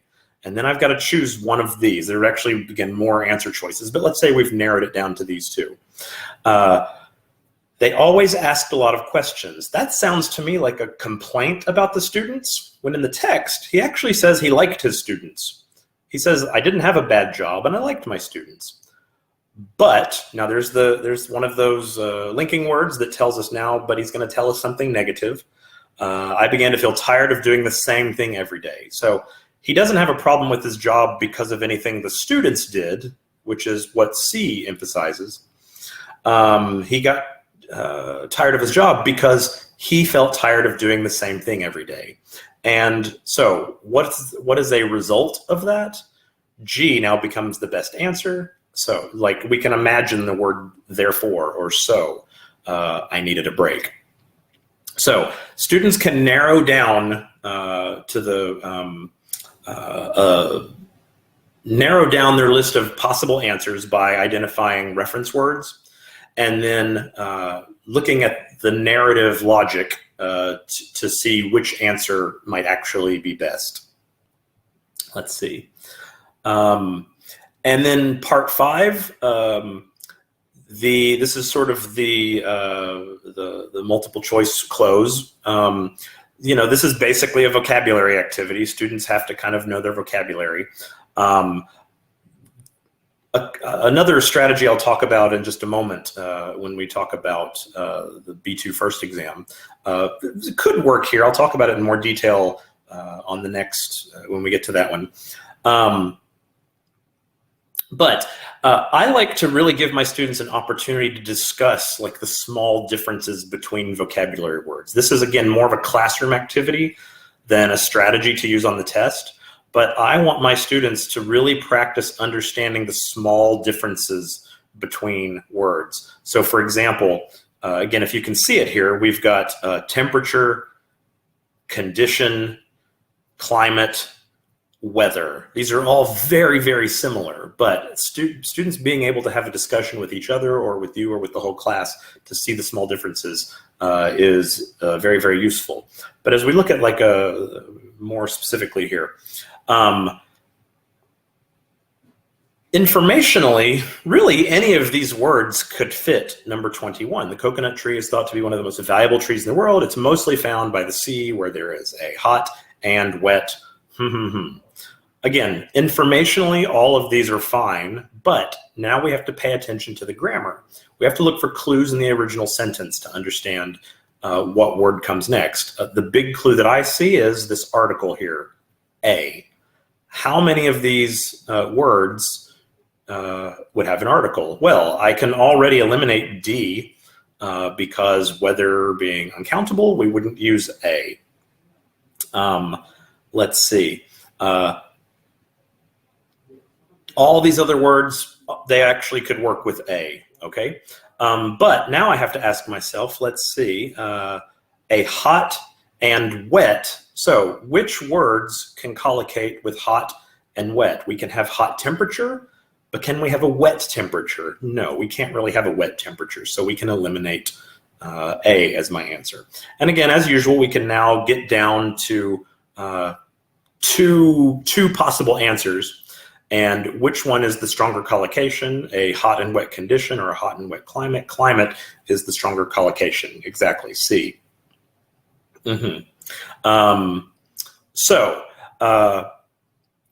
Exactly, yes, we've all got C.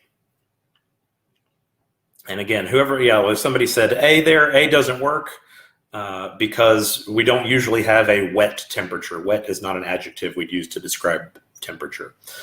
So getting students to pay attention to the small differences between words and the grammatical requirements of each word. We can see that more closely in number 22.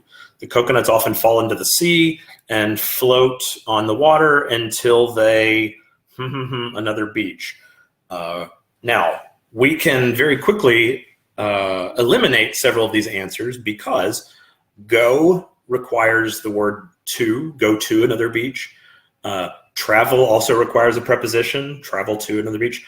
Arrive requires a preposition, at. And so by paying attention to the grammar, we're able to quickly eliminate 3 of the answers. And even if the student didn't recognize immediately that reach was the correct answer, they can eliminate B, C, and D, and they can arrive at A as the correct answer by process of elimination. So make sure they're paying attention to small differences between words and also paying attention to the little grammatical clues like articles and uses of prepositions and collocations. Let's see. And part 6, the open close, they have no choices now. And these can be a little bit more challenging, but it's very important that students, understand the difference between like what I just call vocabulary type words. Every word is vocabulary, I guess. But we have like information words, like table, chair, jump, beautiful. And then we've got grammatical words. So we've like articles and prepositions and auxiliary verbs and things like that. And so students need to understand that every answer on part 6 is going to be a grammatical word. And so the best strategy for the students is to go through and identify what kind of word do you probably need in each of these gaps. Do you need a preposition? Do you need an article? Do you need an auxiliary verb? Do you need some kind of, I guess like intensifier very often, something like that. And so once they can identify the type of word they need, we're back to predicting. Predict what word you think best goes here. Check around and look for little grammar clues to tell you if the word that you've chosen will fit, and then make sure you read it carefully to see if everything flows nicely. Let's see. And so now, again, we'll see a lot of that same type of, the same types of strategies apply to the B2 First exam. B2 First, now, these are the students who probably have slightly more fluency. Their level of communication is a little bit more sophisticated. And so the tasks themselves reflect that, but the tasks themselves actually still look very, very similar. There are more questions, there's more time, but the variety of tasks is very similar. But in the, it is interesting to note that in the B2 First exam, this is 40% of the overall mark. So let's see, again, so a brief little thing about what a B2 reader can do. Scan for relevant information, read media quickly with good understanding, understand general meaning of non-routine letters, and understanding most of the content. So we end up seeing something very similar now. Again, if they've taken the preliminary exam and they've used all these strategies that you've taught them, then it shouldn't be any big deal to shift that from, to basically reapply all those same strategies to a higher level test. We now have the same type of thing here, the multiple choice. These higher level students, let's see here. Yeah, there we go. These higher level students, I'm probably more likely to do some of these little practice activities, such as, again, this isn't an exam strategy as much as it is an activity to do in class to help students learn to pay attention to some important things on the exam. For example, I will very often take all of these answer choices, and there's two variants. One is the sort of simple version, one is the more complicated version. The simple version is I would cut out the answers in strips. So for number 1, I would have all 4 answers cut out in a little strip. So the student, but I would cut off the number, it wouldn't say 1. So the student would get a little strip that says A instead, B rather, C except, D sooner. And so on. I'd cut out all the answers. And then the students, their job is to match the answer choices to the gaps.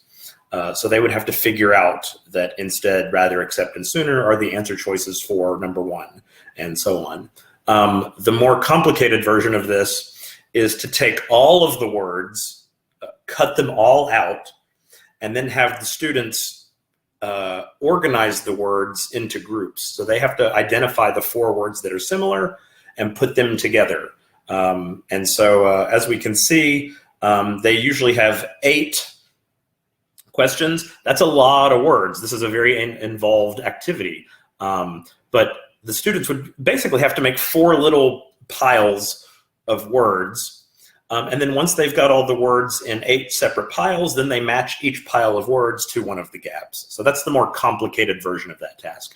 But what it does is it makes them pay very close attention to how words are similar, but also maybe how they're just a little bit different, how they sort of go in the same little family, even though each one of them is their own unique little brother or sister word.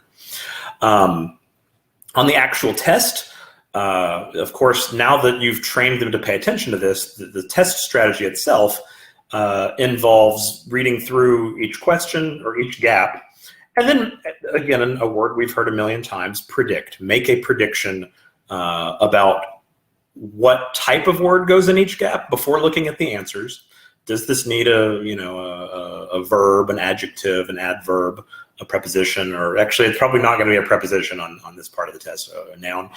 And then specifically, what's one word that you think might go there? And then their job is to go down and find the word that maybe matches their prediction.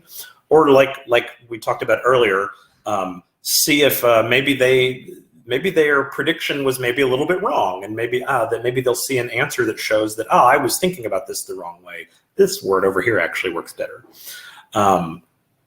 So again, they need to pay very close attention to things like collocations, which can be the difference between A or B. Maybe A and B informationally are both correct, but only one collocates with the previous word in the sentence. Small shades of meaning, dependent prepositions, phrasal verbs, set phrases. These are all the types of things that you can help them focus on to prepare in class. That's apart from actual strategy. Let's see. Part 2, again, we just talked about this a moment ago. The strategy here is really the same. This is just the gap fill. They need to learn that they're looking for grammar words, not information vocabulary words.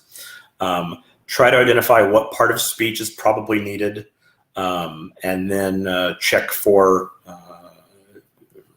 read over the whole thing when they're finished to make sure everything flows nicely and there aren't any little collocation errors. Let's see, yeah, and right here you can see it says right here you can see the focus here is on these words like in, this, that, each, to, on.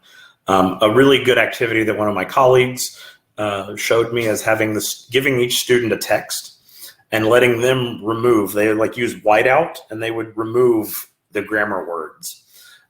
They would choose which grammar words to remove. And then maybe they would trade texts. Maybe you could do that in groups. You can do it individually. But they basically create their own task and then they give it to their friends and have to sort of replace the words as best they can. And then they can check with each other when they're done. When you're practicing this in class, with the weak students particularly, you can give them things like give them a word bank to kind of help them help them through the early stages of learning how to do this task. We don't get to pick our students. Sometimes a kid who's whose parents want them to take the B2 first exam maybe isn't quite 100% ready for it, and that's not the kid's problem. Well, it's not the kid's fault that their parents want them in that class or that they're in that class, but it does become your problem to kind of help them baby step their way up to learning how to do the task. So a word bank is fine in a practice activity as the students are becoming familiar with the format. Let's see here. Then we've got part 3. Again, during the actual activity, it's all about predictions. I believe I saw Sarah do a thing where she covered up all of the answers with like a sticky note. And I think that's a nice idea, get them to go through and predict what type of word belongs. Do we need a noun? Do we need a verb? Do we need an adjective? Get them to identify what part of speech goes there. And then the task now becomes, okay, I need, and again, that's too small for me to read, but let's say we need an adjective, or we need an adverb, and we have the word common. So how do I make common into an adverb?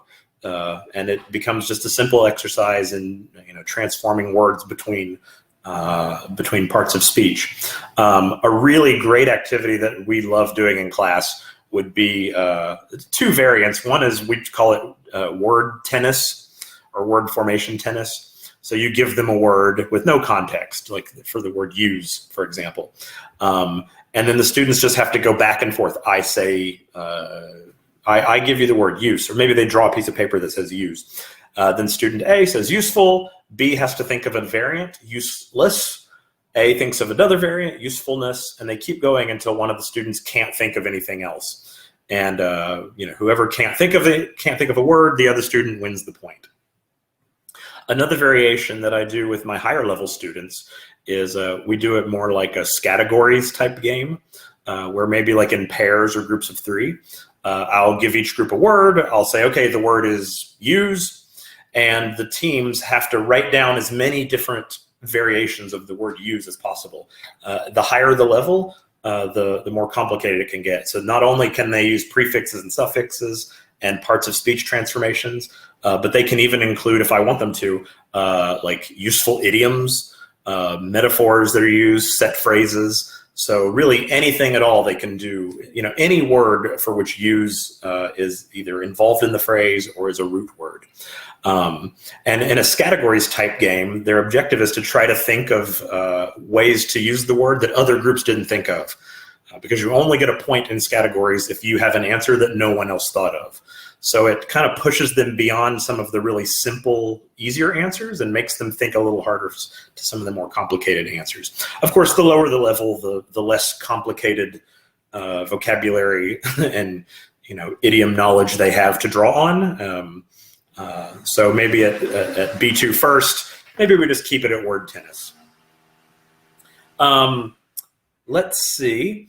Part 4, this is actually a new skill. This one's a little bit new, something that's a little bit more complicated. But I have found a strategy that really works here. So the idea here is, this is called keyword transformation. They have a sentence, and their job is to, let's see here, their job is to take the original sentence and rewrite a small portion of it using a keyword. So in this case, they want to use if. It is used in B1. It's a little easier, but a strategy that works in both cases. One of the common mistakes that I see students make here is they get the idea, but they leave out little bits of information. And so I want students not only to recognize how to capture the idea of the original sentence, but also not to leave out any important information.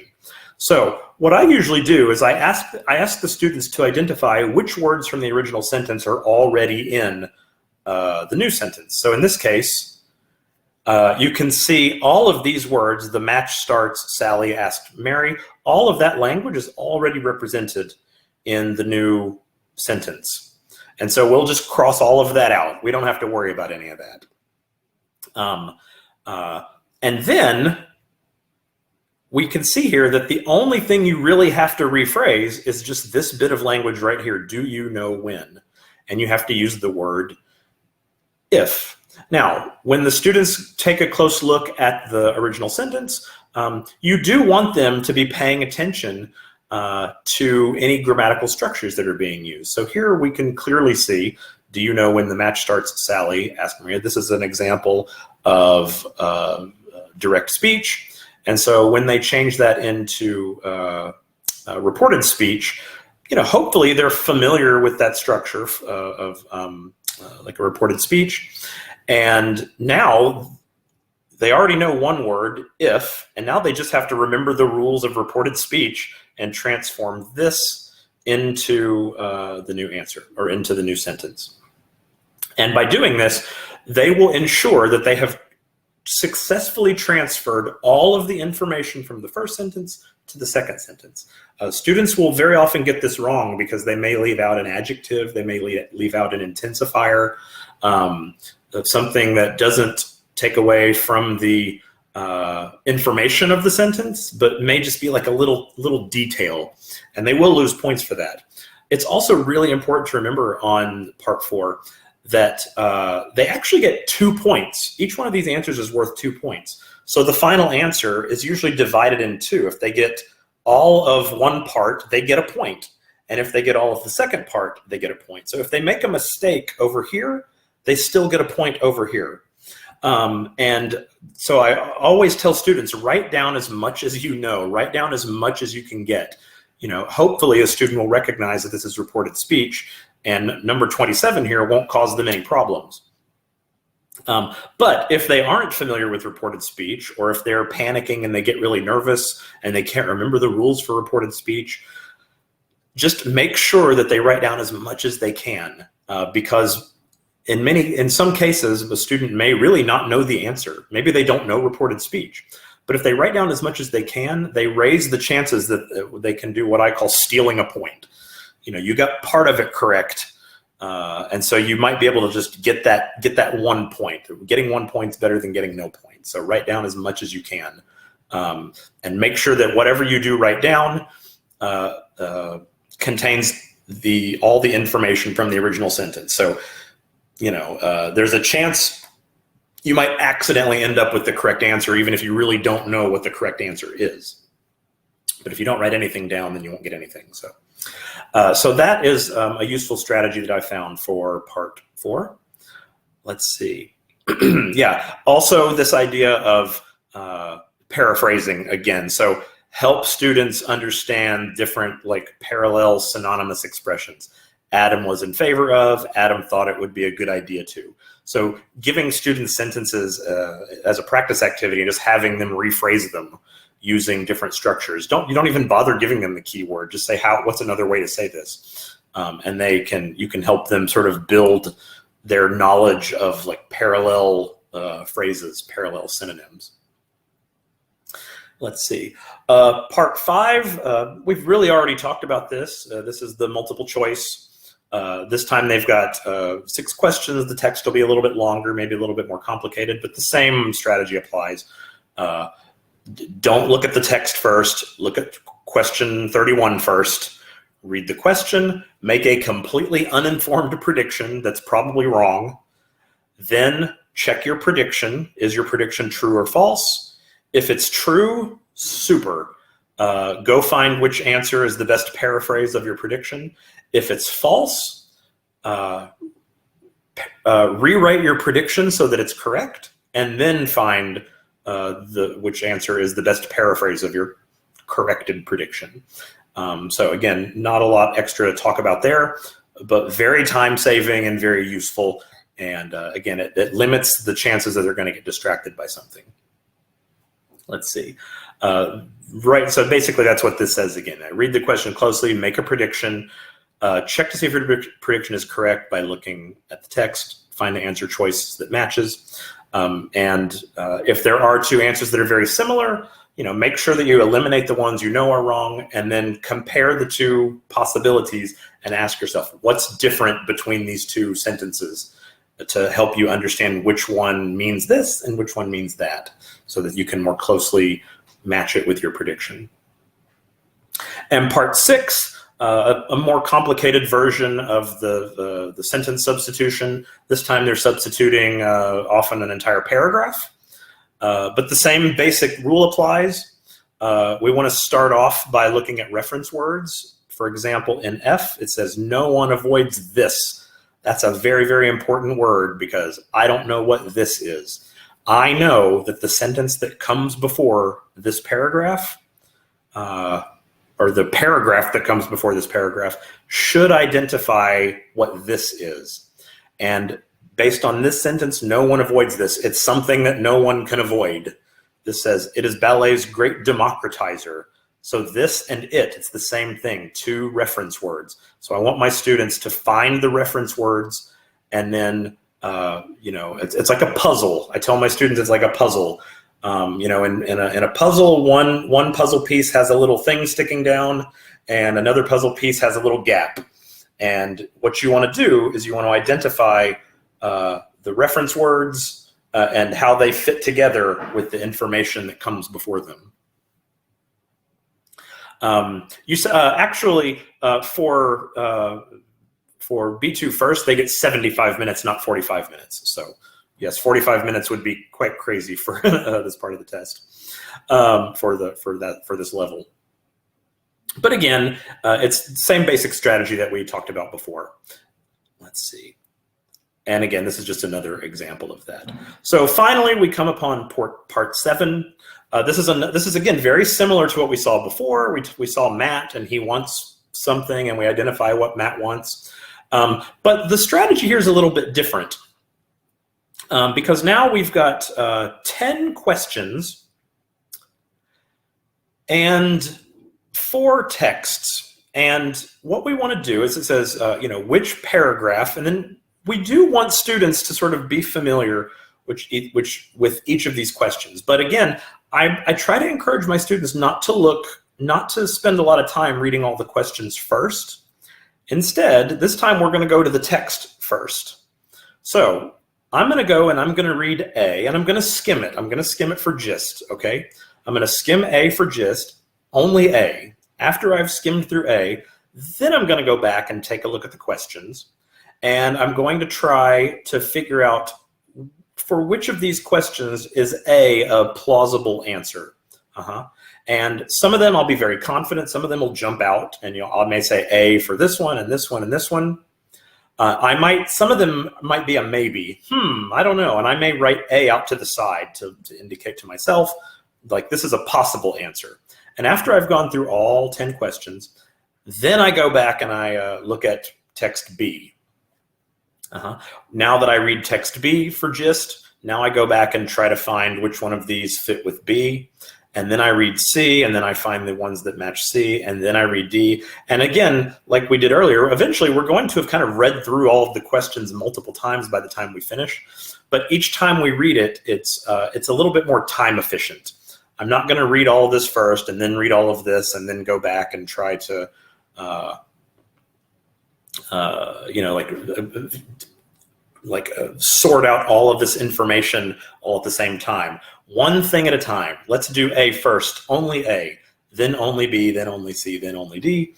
And if we have any sentences where we have 2 possibilities as answers, again, that's when we can now go back and do some targeted methodical reading. I'm not sure if 44 is A or B. So let me read this part really carefully on A. Let me read this part very carefully on B. And instead of reading all 4 texts very carefully multiple times, now I'm just reading maybe some very specific sentences multiple times. And again, that's much more time efficient. So that would be part 7. Yeah, find answers for one speaker at a time. Again, and we're always looking for synonyms and paraphrasing, because my students learn that if they see the exact language in the text and in an answer, that's a red flag that's probably not the answer. It's not always 100% accurate, an accurate strategy to dismiss an answer just because it contains a keyword. But seeing keywords in answers is something that should make you look twice and pay close attention. Let's see. And again, this is just some more information about that. So final tips, you want students to be independent learners. You want to give them strategies that they can take into the test and do on their own. Of course, you want to practice different skills with them in class and give them ways to develop their vocabulary and their ability to paraphrase and their ability to identify vocabulary from context. Those are all skills that are very useful. But you want them, when they walk out of the room, to have a strategy that they can do by themselves. This idea that they need to be reading a lot, I encourage my students to read all the time, intensively, broadly, and actively. They need to, it's helpful to for them to find materials that they enjoy reading, whether it's articles or even listening. This applies to the listening exam also. So make sure that they're doing some of that on their own time. And another interesting thing here, it says make training harder than the exam. So if you're a little bit harder on them in class than the actual exam is, then the test will seem a little bit easier. We do mock exams here at Language Link, and I know when we do our tasks, like when we're evaluating their writing and evaluating their speaking, we always grade them a little bit harder and criticize them a little more than maybe the actual Cambridge people would, so that we're making them a little bit stronger, and the actual exam itself comes off a little bit easier. All right. So let's see. I was looking here if there were any questions in the question area to see if there's anything there. Yeah, so it's about recordings and things like that, which I guess the directors of the workshop will be able to direct you to. Let's see here. Could you please give some suggestions on how a candidate should manage time while doing each task in reading parts? Yeah, I feel like that's what we've been talking a lot about. You know, time management is more important on the reading tasks. And so the biggest advice about saving time is to, I jokingly tell my students, on the reading test, read as little as possible. Which doesn't mean don't read anything. It just means don't set yourself up for reading and then rereading and just reading and detail reading and then reading to see if this is reading all the answers. Try to read as little as possible. Read the question, just read the part of the text that you need to find the answer, then look at the answers. If you do things in that sequence, you've minimized the amount of reading that you have to do. So avoid unnecessary repetitious reading. That's probably the best way to save time on all of the Cambridge exams. Let's see. All right then. Let's see. All right then. Okay, so yeah, that wraps up here. Yulia, I don't know if you'd like to come in and conclude for us.